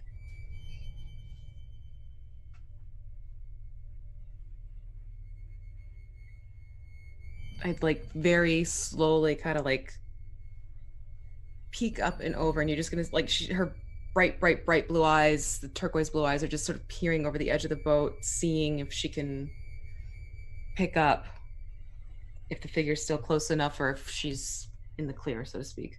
Okay, you seem to be in the clear. It's actually turned away, almost as if it's given up on following the family. It doesn't know what this was. And it starts walking away in the opposite direction of both you and the family. And the only thing I will say is that you notice how upright this person stands, very static almost. And there's no characteristic, there's no slouch, there's no particular way of walking, there's nothing where you think, oh, so-and-so walks like that or something. This is very almost military, I guess, where it is very upright and just a straightforward walk, head up, head's not even looking around. It's facing straight forward. So kind of like an automaton? Kind of, yeah. Okay. Very static. And you can drift in this boat as it takes you down the usual path back towards your home. And what does your home look like? It has sort of an old-fashioned look to it. With father traveling, he brings home broken bits of pieces and things, and so there's a broken paddle from a rowboat that he has stuck up on one side of the wall. He has a net that's draped over our porch, and there's a couple of rocking chairs there, and it goes back and forth with the breeze. And inside we have sea glass chips in little bowls, and we have the little buoy balls hanging up, the glass ones as well, in little nets. And we have a little gas lamp in the middle of our kitchen. And I turn it on, and it just gets this nice warm glow in the house. And Premal will run out, and he'll chitter, and he's actually probably a little irritated from our scare. And so he's going to be kind of swirling around, lecturing me about having been alone, and maybe I should have taken up Mr. Tolan Sir on staying with them a little bit longer. But he'll come down after a little bit, and then I'll probably just go through and look at the mail that's definitely been collecting up on the side of our door, and I'll look through it and I'll put it in our basket. There's a basket that has my father's name on it, and then I'll just go through if there's anything for me. And it's got the loft at the top, and the loft is where my bed is. And then there's another door, and that back area is sort of my father's study bedroom. So I will take everything up with me to the loft, and I'll probably grab an apple on the way up and just sort of get myself tucked in for the evening and take out my little diary and actually write down everything I saw and what I noticed about this strange creature, because that is not normal, especially for Nadi to pick up the murmuring and not thoughts, because for her that's very unusual. As you sort of go to bed, you can see a note on the table. You recognize Prim's handwriting. And you just see a pile of small bits of driftwood, some more sea glass, and some things like that. You suspect she's probably found out and about, and she's not seen you for a bit. So she sort of left it as her way of saying hello, and you pass this on the way up as you go to bed. I'm going to take a really quick bio, and I will be back in a minute. Not spooky at all. It's fine. Nadi put that scarf on. The one that was all changing colors and everything. Yeah. But why would that guy be attracted to Paula, though? Paula has nothing magical about her whatsoever. Yeah, I don't know. By association, if you're hanging out with magical types before. Maybe. That was such a spooky spook, though. To have it looking in the boat and not see, that's... I was genuinely shocked when I was dancing in the streets, just trying to have fun, and then all of a sudden, I was whoa. No more fun for you. Yeah. But hey, Paula's mom, don't mess with her. Oh, yeah. I love her. Oh, yeah. No, we're going together, honey. How about Charlie with the nat 20 and cat tackling? Oh, that was awesome. So fun. Roll to cat. Yeah. Roll to cat. With those two, you need it. Absolutely. Oh. That was so cute, though. Oh my gosh. I totally see like the dive and roll of Himalayan tackle. Get him. Uh, Too sweet. It's like again, it's like gorgeous and wonderful and sweet, and yet we still have The this. D and her babysitter. Oh my god, that's Wow. out of, like I had no idea. I was just like, oh, So I love what she cute. does. I love what she does. it's like backstory. Yay! Yes. Hi. Wow. Wow. Okay, She's back. I am back. The cat's I'm concerned. sorry. But we are gonna hop back to Charlie. Charlie, you're sat here with Aggie across the table, still sipping this tea. And she sort of looks up at you sleepily and smiles. I had a fantastic evening. Good. Did you?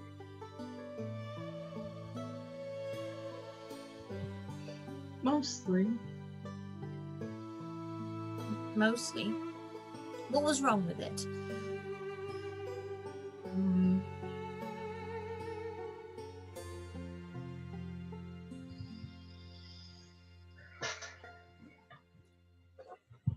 You can tell me, dear. I'm not going anywhere.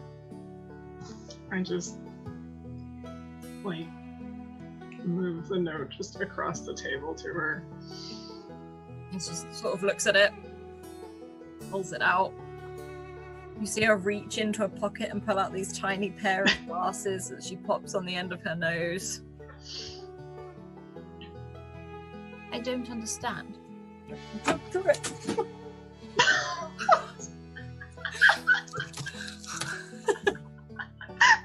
Happening. Are those the concussion cookies? Adam, please. No, that was yesterday. This moment ruined. And it's just like fiddling with whatever her hands can find, whether it's like the tablecloth or her sleeves or anything. It's just it's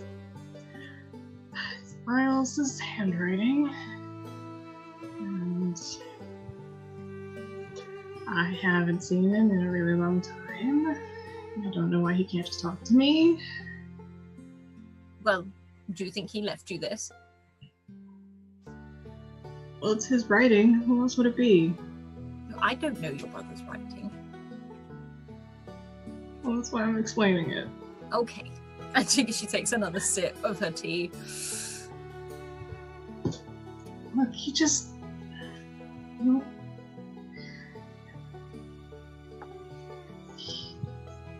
he doesn't leave without not really telling me, at least when it's this long, and then he just comes back and leaves this cryptic clue, and I don't know if he's warning me or if he's warning me about him being in trouble, or if I'm in trouble, or if he's found something out, or if I don't know, he should...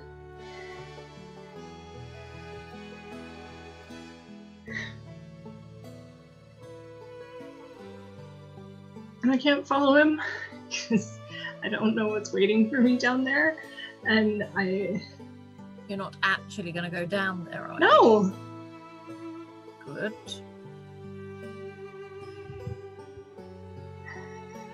I'd say that's the sensible thing to do.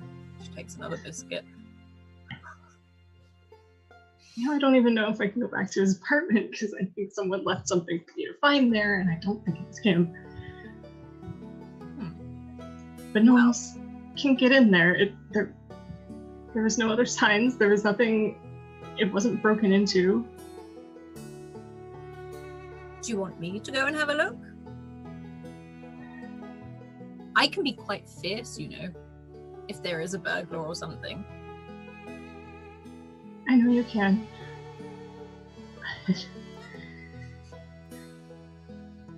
Even as fierce as you are, I don't think you want to go up against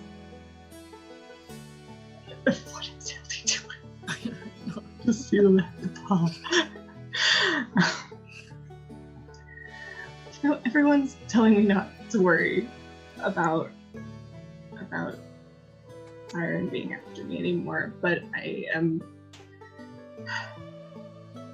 You don't know what you can do. No, I don't, but I could give him a good old talking to if I did. I don't know what he could make me do. And she pulls a face. Now, if you really don't want to do something, you don't have to do it.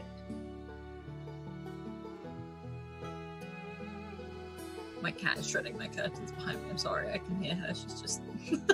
Can you not? Yeah.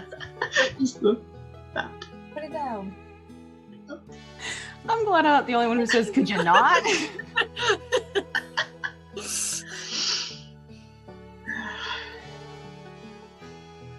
You don't have to do anything. What's the worst they can do? Hmm? Abby, they can get in my head.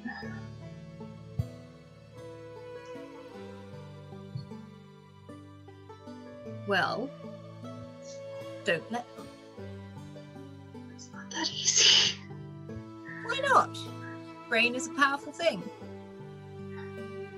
It's not just a matter of trying. It's there's magic bullshit involved. I can't control it half the time. How am I supposed to keep anyone out if I can't even keep my own in? Then don't use magic. I don't. No one gets in here.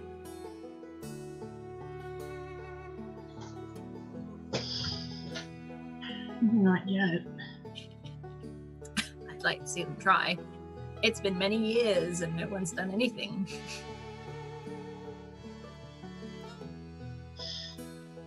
People don't get in here unless I don't mind them being in there. I want them in there.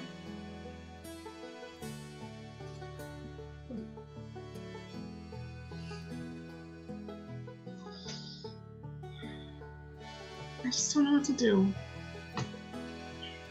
You need to have some sleep.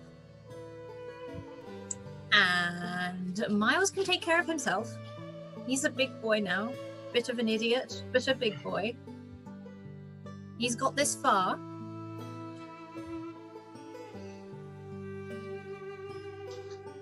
And I'll give him a clip around the ear about leaving suspicious notes when I see him. He ran fast, it seems.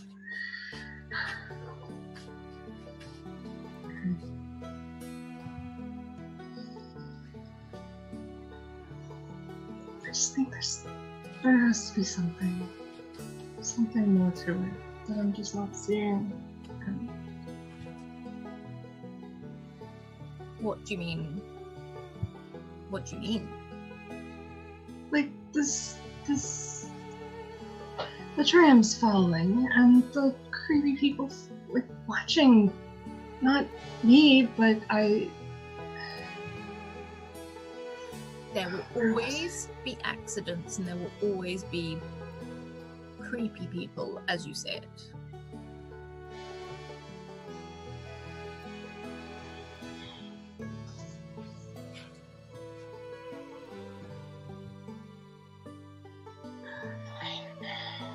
Maybe there is more to it. But does that mean it has to involve you? No. You've had enough. You don't go back down there. You'll be fine. You have friends. More of them now you've been to the night market. And she looks quite pleased with herself. I knew all those people already. Okay, but the relationship's better. Just look at her really skeptically. You had tea. You both sat in the same room and had tea. Neither of you shouted at one another. That's progress.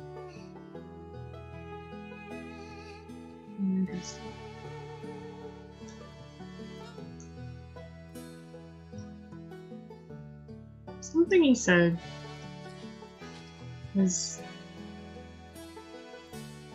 have you ever heard of one of the, I don't know, do I know the technical term in Inokoi? You do now because Tolan did mention it. Okay. It's just kind of like, that's a long word, but these guys, and just bring Al around, just like very gently. She sort of holds out this bit of a biscuit to Al, even though she knows he won't eat it. It's her way. He still just kind of like floats over and just kind of hangs onto her finger for a second, and then she just stays there until it leaves. Mm-hmm. I think he brings the bit of biscuit back to me. But, he said something about what we saw last night being like when one of them died. Yes. I didn't think they did. I didn't think they could. They're just like pure magic. Yes, but some of them. And she sort of looks over at some of the books as she's looking for a title. Some people say that they can't always let go, can they? They don't fade away straight away. Some of them will cling on to it, thinking their other half is still here. And then maybe fade away. At the end of the day, it's a source of magic, and if it's been attached to someone for so long, like you and me. When my husband died, I lingered as that Aggie for a very long time. And then she faded. Now you've got me.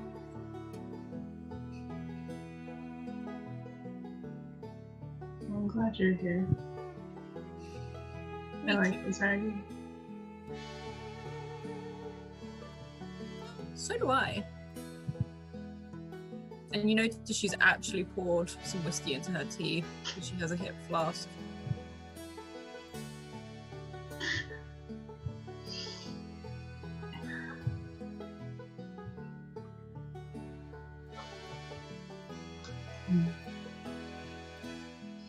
Seems to think Al is like damaged or something. Which, Do you think he is? well, I don't really remember him any other way. Except, I don't know, those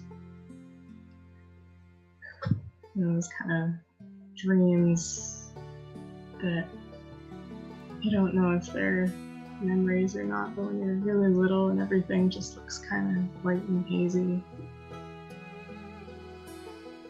I think I had one of those where Sometimes we don't need to remember things, my dear.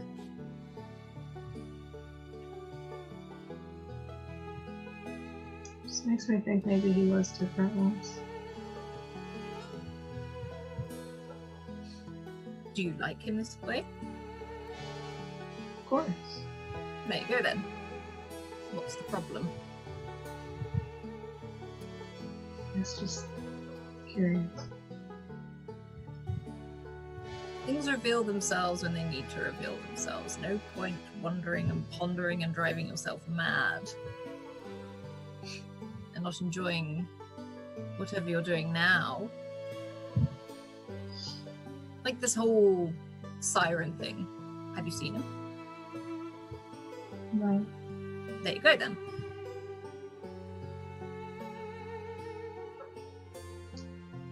Because I still need to practice. Yes, you do. But you're doing well. Now, are you staying here tonight or are you going home? Can I stay? Of course. Our guest bedroom's always set up. You know where everything is. And don't forget to let Jeremy and Jemima in. Otherwise, they're just going to yowl at the door until you do.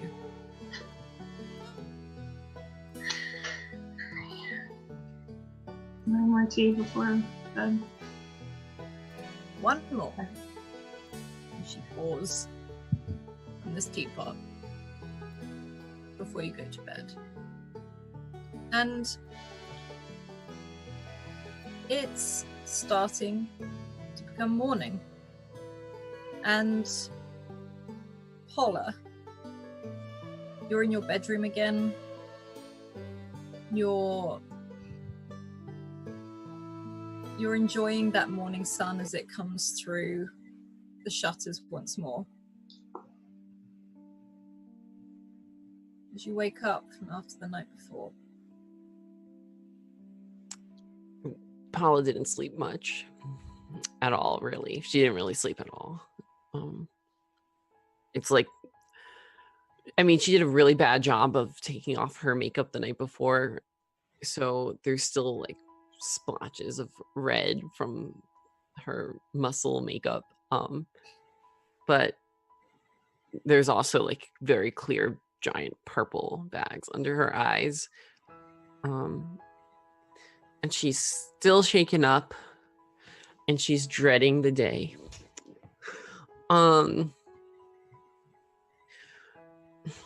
She gets up and kind of looks in the mirror and sees the reflection of her frilly, cute pink room that she loved so much, but this time, like, it just kind of feels like painted. Oh, surprise, Hildy. It just kind of feels tainted. Like, it kind of feels like,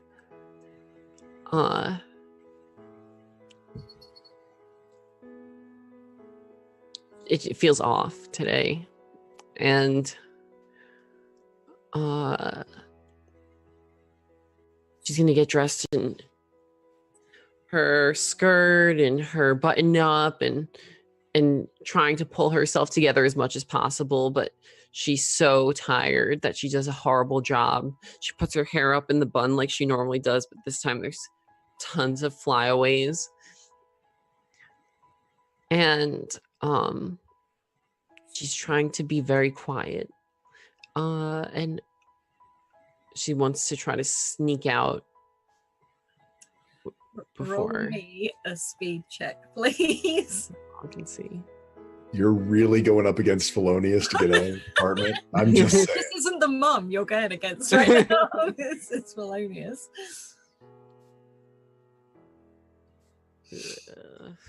As you walk out, you make your way across the kitchen. You sneak, you tiptoe. You manage to grab your bag as you lift it. Bags. There's like 3 bags. Or as you sort of pick up all of your bags, you think you've got it as one of the books drops and you catch it. And you sort of give yourself like a little yes. And as you turn, you tread onto a sleeping Felonius that screeches, jumps and jolts right up. And this sound is something like no other as this cat screeches, and your mum sort of bursts out the room already fully dressed. It's just like looking at you, looking at Felonius, and your arms full of 3 bags. Where are you going? I'm going to work, Mom. Good. I'll go get my shoes. Ugh. Don't you huff at me. While she's putting on her shoes, I'll plop down at the kitchen table again and start picking at one of the one of the boxes of takeout that we just have everywhere and just start picking it like whatever's left in it. Mom, I don't think you have to do this. It's not an issue during the day. It's only been an issue at night. You said today I could. I know, but I slept on it and I think I'll be fine, Mom. And she looks at you. She sort of, it's almost like she just calms herself and takes a breath. I was scared last night. And so were you. Let me have one trip. I won't even pick you up. Okay. But we're taking the trolley today, not the gondola. Oh, but I like those. Why aren't we taking those? Because now we're going to be late because I'm waiting for you. And she raises an eyebrow as she's like lacing up these shoes. She's just, come on then. She sort of pushes Felonius away out of the door. The way from the apartment to work is very different from the gondola ride where she'll just go down to the bottom of her building because there's actually a trolley stop. Like her apartment's way up in the sky, and there's actually a trolley stop. Yeah, you can see the sort of balcony out from your building where a few people from the building that you recognize, don't necessarily know by name, but are gathering as they sort of morning. As the trolley, you hear that as it comes down and the door slides open. Some people file out. So many pile on. And your mum steps on behind you.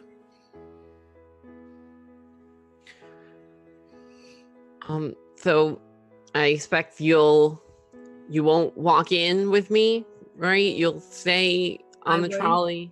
Embarrass you and walk you to the door. No. Okay. Just making sure. And she's like, now come on. And you see she's found one of the seats and she's patting the side of it. Well, if you're going to come with me, then you should at least make yourself useful. And I'll shove one of the bags to her. She's just, oh, okay. So you want me to help you carry this to your office then? No, just for now. Why weren't you at the night market last night, Mom? I fell asleep. Looks like we got a new friend. Okay. I feel like you sleep a lot. You know? It happens only a couple times a year, and She sort of looks down, fiddling with one of the bits of your bag. I was tired. all right, if you say so. I mean, there's still another 2 nights, so feel free to come down another night. There were lots of handsome, not so young men. And she looks at you as, what is that supposed to mean? Oh, I don't know. I just, just something to think about. You trying to set me up?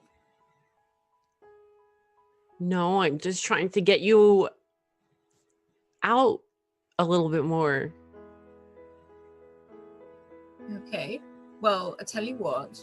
I'll come to the night market if you don't set me up. Okay. Can do. I mean, I'll probably be busy with my own friends. And there might be a certain someone I have my eye on. So. And at that, her eyebrows really raised, but sort of like, oh. Yeah. Who? How old is he? I don't know. I mean, he looked maybe around my age, maybe a little bit older, but Okay. But it's, I don't, we just met yesterday. It's not a thing, but he's cute, so. And like she really just smiles at that, but says nothing else, and sits in silence all the way to the end of the tram ride as the tram stops just outside the academy on the lower level. And she smiles. She doesn't stand up. Your bag. I'll take that, thank you. And I'll see you tonight. Dinner at the night market. Sounds good. And I'll give her a kiss on the cheek. You can see her just sort of like rub your upper arm. She's like, I'm not going to the door with you, like promised. I appreciate that, Mom. Now you stay safe. Of course I will. And as you get off, you do hear like shouting, "Bye, sweetie, have a good day." Like it's just sort of that really annoying part. You know that's purposeful. And I flip her off. Yeah. And she just waves at you as the tram sets back in motion, back in the opposite direction. And Nadine, you have very much another sort of summery awakening. It feels the weather's a little bit cooler, but the sun is still there. And you can hear a knock at the door. I go to over to the door, and there's a little window, so I can kind of peek out first. So it's like kind of like one little eye peeks out. And you can see Prim stood by the door, just like, and like waving. When mean I have to unlock the door? And she'll be like fumbling because like she's still kind of sleeping. So Prim's gonna hear like the like just like the scrambling and everything, and Prim is probably chattering, like stomping his foot like impatiently and pointing to where she left the key last night. And she's still sort of looking in the wrong spot, and she'll finally get her act together and unlock the door. And Hello, I saw the Driftwood last night. It's very pretty stuff. Oh, you like. Okay, come on, let me in. I haven't seen you in ages. I know, I'm sorry. I've been busy. I've had really cool days. Okay, explain. And she sort of just sits herself down. She's very she's a very slim woman. Sort of cropped white hair, and again a very wrinkled, smiling face. But she's not dressed like a grandmother. She acts like a grandmother, but she's definitely not dressed like a grandmother. She's just so. What exciting things has happened? It's been far too long. Well, I you know the place where I've been doing the dance license? Oh, yes. That has that Paula. Yes. Right. Okay, I got that one right. Okay. Yes. So I went with Paula, and we did the dance lessons thing, and then she took me to this really cool place where you can get coffee or tea and read books at the same time. Oh. It's called Broom Bindings. Very nice place. I think I'm gonna go back there because that was just, I like that. Well, you know how I am with books. And then we were sitting there, and you know, usual stuff happened. And the next day she invited me to go check out the library at the academy. Oh, you went into the library, did you?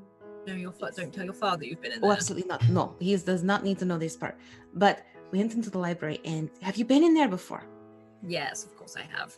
Oh my, why did you not tell me about this place before? Because that was because otherwise you'd wander in there. Okay, that's true. Yes. So I went in there, and it was so amazing. Like, this was just like, I don't know. I couldn't even explain how wonderful everything was with the books and the things moving and people everywhere and different selections. And I found this really comfy chair to read the book in, and that was a great way to spend it. And then, I don't know if you're going to like this part, but then I got a job. And you hear that suck on the teeth, and she's like, a job? Yes, but it's where Paula works, and it's very small place, and there's a stage, and I got to show this routine she's been teaching me, and I did it, and the boss man really liked it, and so he gave me the job. Wait. What job is this? It's a job where I get to dance. So I can learn things from Paula. I get to wear costumes and makeup, and I get to dance, which is really cool. Yes, no, that is really cool. But where? It's a little cabaret. And she sort of like leans back in her chair for a minute. Like, okay. What? It's like coffee house, but they serve alcohol. Only I did not have alcohol. They gave me a cool umbrella in my water, though. A coffee house that sells alcohol. Okay. When your father comes back, you don't have a job. Of course not. It's not in a cabaret, for sure. No. And how often are you working? Oh, we did not discuss that much. I'll find out. But, I might need an excuse a couple times a week. But I figured just tell him dance classes, because he likes the dance classes enough. And you can see she's very unsure by this. maybe I come along to some of these Sure, job things at first. that's fine. Then you get to meet Paula. She's very lovely. You'll like her. Oh, I'm sure she's wonderful. Who runs the cabaret? A gentleman named Niles. And his bartender, Alex, a very nice boy, told me the umbrellas, you know, they spin around and there's pictures on them and they come in different pictures. You can get them. But I got one with a horse that went around and around and around. It was very cool to watch. What is Niles like? I would like to meet him. When he's not smiling, it's good. But sometimes he'll smile and it's good. It depends on his thoughts. I will come and meet this Niles. Okay. Just He has a frog too. Oh, yes, I'm sure he does. But maybe I just make him aware of some things. And, you know, then we don't tell your father you have a job. I think it's very good for you to have a job, but it's an interesting first choice of job.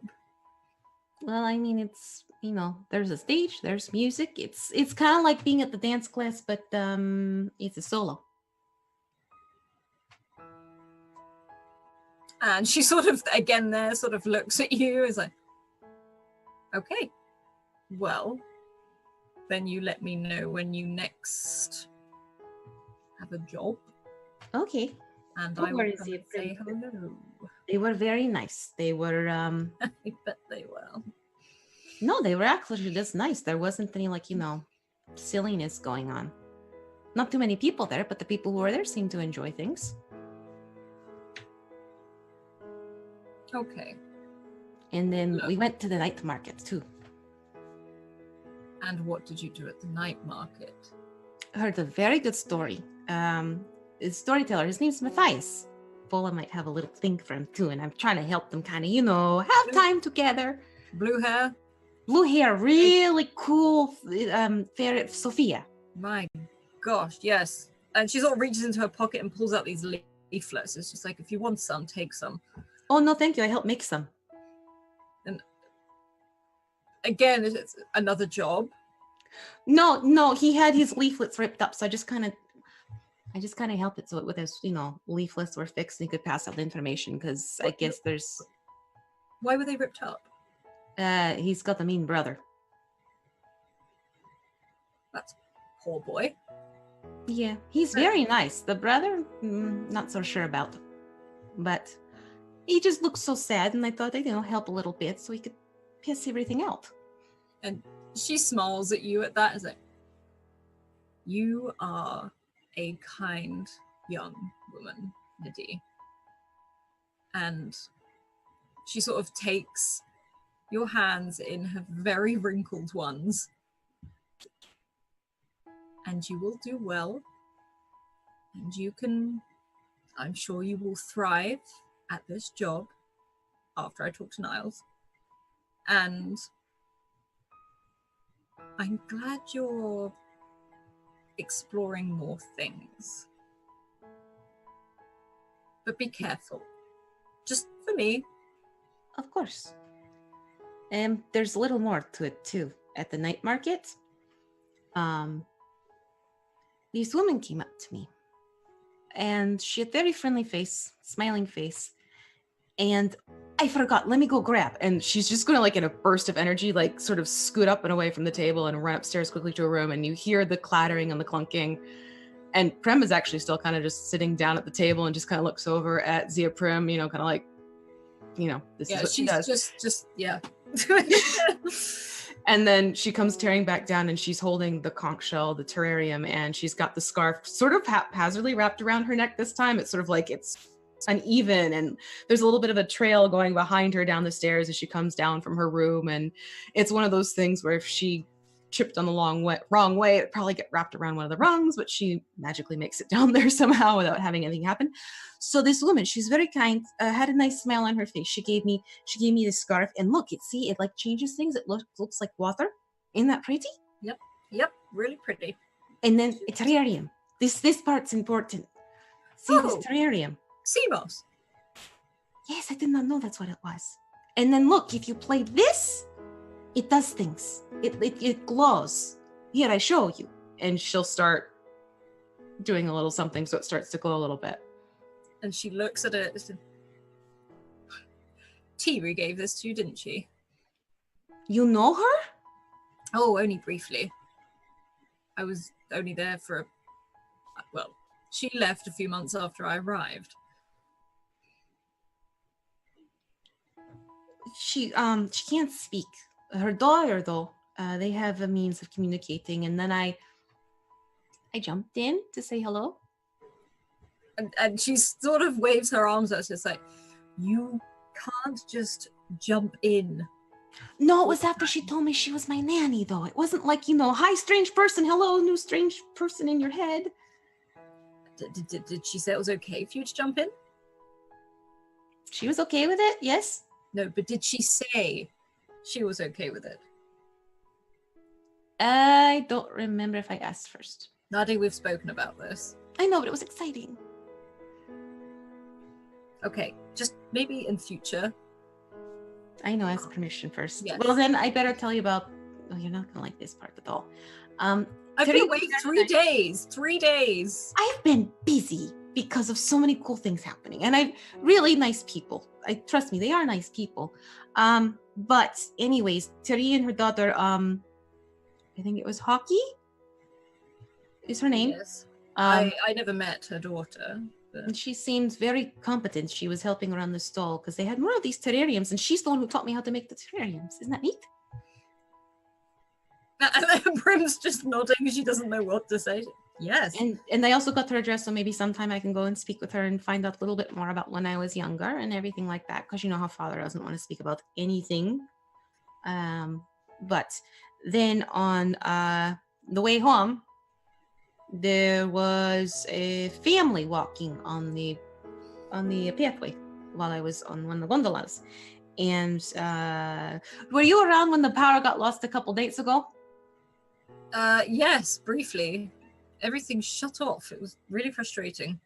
Yes, we noticed there are these shadow-like figures that night too. Paul and I, when we were walking, nothing happened with them per se, but they sort of just kept their distance type of thing. And she and I just changed and went in different directions. Well, I saw one of these shadows people walking behind the family, and it seemed kind of intent on the family, and I was worried about them. So I tried to jump into the mother's head to kind of make it seem like, her conscience was telling her like, hey, maybe want to look over shoulder to kind of give her a heads up without drawing attention to them. It didn't work, but I tried. But they're okay, and you're okay. As long as you didn't draw any attention to yourself. Not that I could tell. I didn't seem to be recognized. Good. Don't. I know. You shouldn't be out that late wandering around on your own anyway. It wasn't intentional. It was one of those things where poor Aggie had a little bit too much to drink, and then they were trying to make sure she got home okay. She's a sweet little old lady, but probably got too caught up in the festivities of everything. You know how Papa gets when he has too much of vodka. And again, there's just a nod of... Oh. Yes, I have helped him home many a time. Yes, although she seemed much nicer about things. Like she was trying to clean people up after the gravy from the pudding, and just very happy everyone was together. Kind of like a proud mama, I guess would be a good way to describe it. Well, that sounds adorable, but as I said, be more careful. Keep me updated. Yes. This is our deal. Father doesn't know as long as I know. I have no problem with that. And I did not mean to stay out so late last night, and I definitely, after last night, will not be going alone. Okay. Well, I need to head off. The markets are open. I need to go and get my supplies and bits and bobs, so I need to head out. Okay. If you do go and see Tiri, if she takes you down by the shore... Why would she take me down by the shore? She lives not far from there. I don't have to go to the shore, though, right? You don't have to go to the shore. But I'm not going to the shore. Worry. No. Okay. But if she does, Get her to play a tune on that for you. And she points over at the shell. Because it is a wonderful thing when it gets dark. And I'm going to go find Niles, whoever this is. You're going to take me there when next time you go. Okay. Maybe you can help me with costume. I think it's best I should. Okay. Because, I need something so I can move around easily, but it still looks pretty. They seemed to like the feathers last night, and it was fun to catch the feathers, but I have a feeling catching the feathers is going to get old really fast, but I want something that kind of flows. Maybe like water. That'd be pretty. Maybe I can match the scarf to it. What do you think? Feathers. Yes, the costume had feathers. Paula lent me one of her old costumes, and it had feathers, and feathers were flying off because it was an older costume, so it's probably had some wear and tear, but it was still a lot of fun. It was kind of juggling them back and forth a little bit, too. How many feathers? Lots of feathers. I looked like a bird. And she pauses very briefly. Maybe I'll help you with your next outfit. That would be good, especially because I probably shouldn't make it here. No, come over to mine and we'll do it there. All right, it's a deal. How would you like one of these terrariums with this moss? I would love one, but you can't go down to the shore. Yes, but they sell them at the night market. If I go back, I'll get one for you tonight. They do? They do. Oh. Maybe even I'll pop along. You should come. It was so much fun, and the food was delicious. It always is. It always is. You haven't heard from Papa, have you? No, not yet, but it should be a few more weeks before he returns, or we hear word. That's what I was No need hoping. to worry. Yeah, once we get the routine down, then it's much easier. Just kind of let him do his thing, and I can. I don't know what he's doing half the time. Being grumpy. Always. Yes, usually. No sign of Hamish, hopefully. I saw him down by the docks, but I don't think he's going to give you any trouble unless you venture down there. No. Yes, exactly.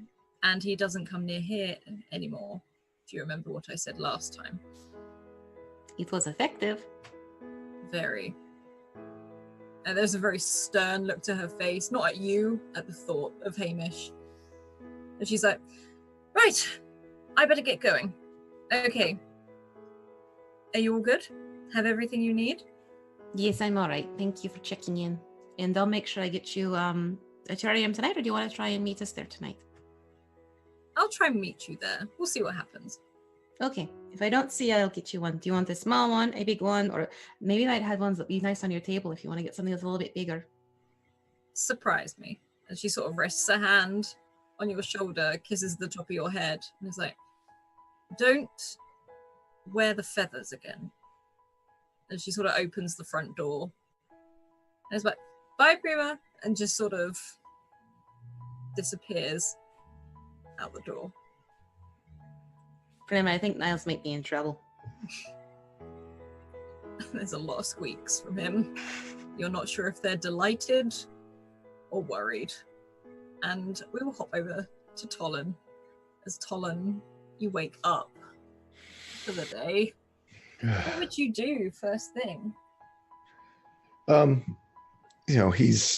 He's had many sleepless nights before. This is not something new. So he just sort of, drags out, probably more relieved that day has arrived than necessarily that he's had a good night's sleep and it's time to get up. It's just the, well, here we go. And sort of, kind of grumbles to himself and heads over and puts his kettle on and starts to get that going. And I think he sits down and sort of everything, again, sort of emptied his pockets on the table as he came in before he hung up his coat. And there's the terrarium from Nadi. And he looks at it and sort of kind of smiles and kind of feels a warmth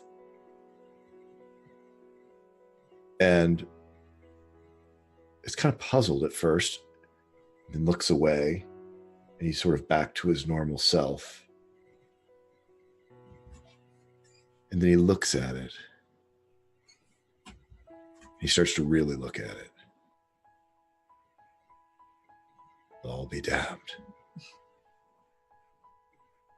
starts to examine it.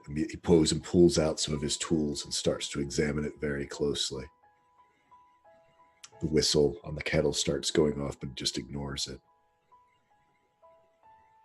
I'll be damned. He starts to look at it even more and starts to see the fact that it's this sort of closed system of plant, moss, the rock, the outside. She doesn't even know. Oh, yeah.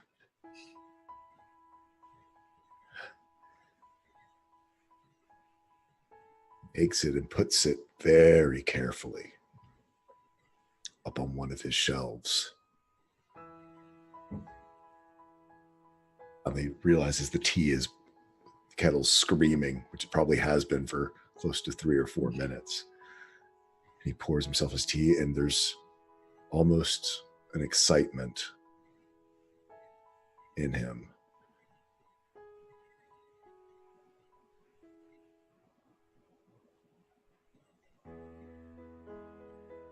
Curiouser and curiouser. 4 of us. He starts thinking, puzzling. The brain that's been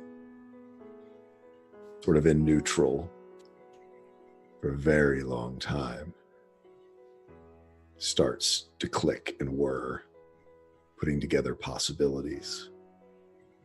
How does this all fit together? How in the world does this all fit together?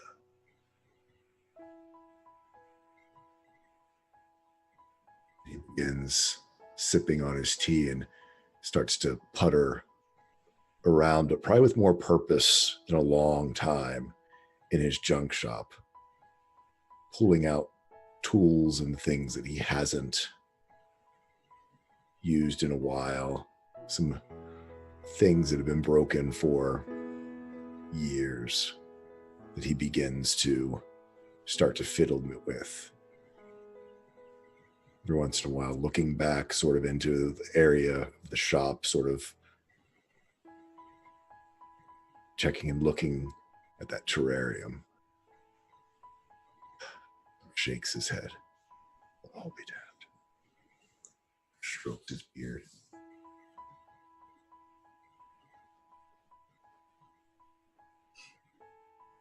And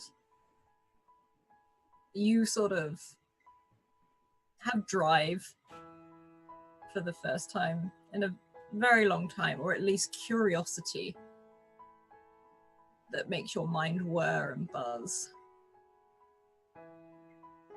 And whilst Colin is doing that and failing to make tea, we'll hop over to Charlie. Charlie, you wake up with 2 huge cats on top of you. Yes. As they sleep there. You can see their chests rise and fall as there's a light snore. Well, moving would be a crime. Unless I stay. And that was the end of Charlie. No, but you hear Aggie shuffling. The equivalent around. of rocks fall. Yeah. You hear Aggie shuffling downstairs, and as you hear the back door open, the cats jump up, almost at a reaction to that, and you hear them sort of thundering down the stairs, both of them almost in sync. These wooden floorboard stairs. Mm-hmm. Definitely, it's just like, oh.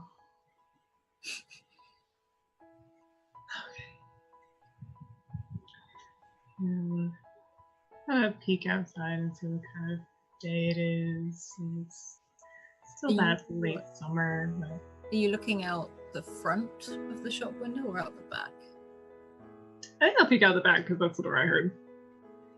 You heard the cats thunder down the stairs. You know, Aggie always opens the back door. And you go to that teeny tiny window at the back of the room that you open. And it's like a stone courtyard. A red brick that sort of encloses this fairly small but covered garden. It's brick, apart from, in fact, the brick goes all the way up to the level of your window. And you see a lot of the plants in the shop where you normally work.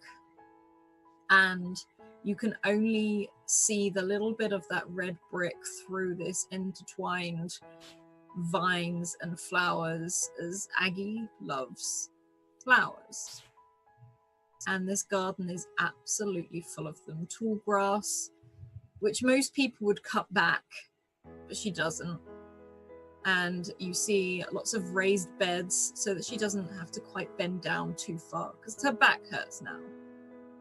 And you can see a lot of herbs and lots of things, you know, she puts in tea growing out the back. There's a deck chair and there is a table on the grass on this lawn. And you can see over the top of this courtyard are almost these vines where she's put like almost bamboo sort of stretched over the top of this so that they can wrap round, creating almost this sort of secret garden just for her and Jeremy and Jemima. And you can see as she very gradually allows herself to relax into this brightly colored deck chair and she pours a cup of tea for herself as Jeremy and Jemima sort of pad out the back door. And you've seen her do this many a time. It's a ritual. And you can tell she's trying not to wake you up.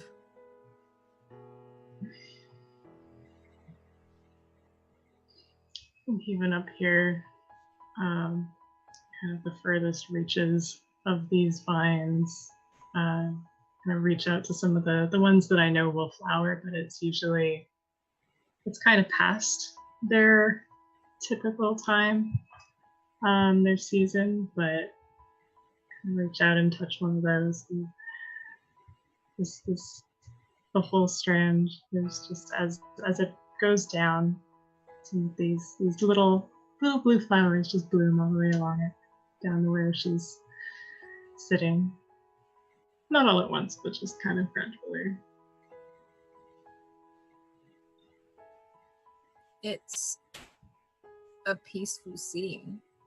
You can see that she's actually sort of, her eyes have closed and she's enjoying that bit of sun that is, you can see it's almost like there's a gap in these plants where she's made a hole so that when the sun comes through at this time of day, that is where she can snooze in the morning. She never opens this bookshop on time, ever. It's very much how she feels as to when she opens this small little bookshop.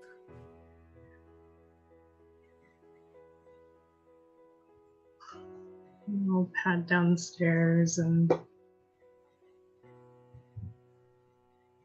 I'm sure grab another cup, one that's not been used yet, or maybe is just drying on the counter, and just head out and sit very quietly next to her, just on the ground. It's comfy.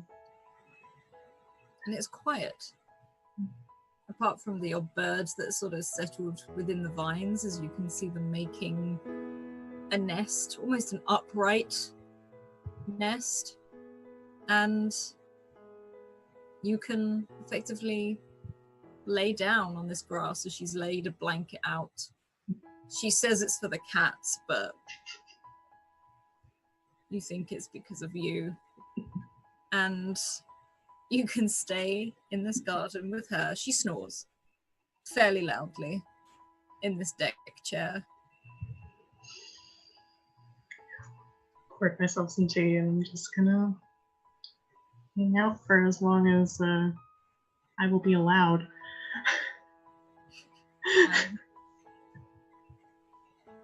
She falls asleep again, and she stays there a very long time. You're pretty sure the bookshop might not even open today, as it's a new day, as she's recovering from the night market.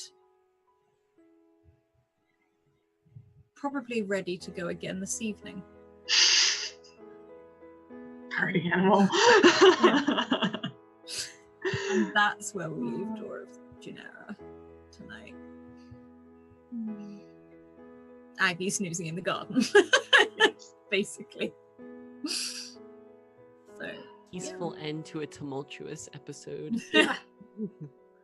doesn't always have to have a traumatic ending. No, instead we got the trauma in the middle of the episode. True. Hey, creepy dudes in the middle. Why not? Yeah. Go for it. You're gonna sandwich it between some points. Yeah, It's fine. everything's fine. Nothing to see here. Fine. But yes, we will be rerunning this on Friday. This is something we seem to be doing every Friday now, and I kind of love it. As many of us as we can, we tune in to chat and rewatch it ourselves and have a bit of a chat. Other than that, please check out all the links that are going into chat right now. Also, please head over to the Discord and let us know what you think of Dunera, these wonderful characters, and what happened this week. Do you have a favorite part? If you do, we'd love to know. Otherwise, I want to say a big thank you to our wonderful sponsors who are Bird in the Storm and Magehand Press. You can see all of their links there for their merch and find out more about them. Other than that, keep evoking emotions, and we'll see you on Friday and then the next episode on Monday. See you later. Bye.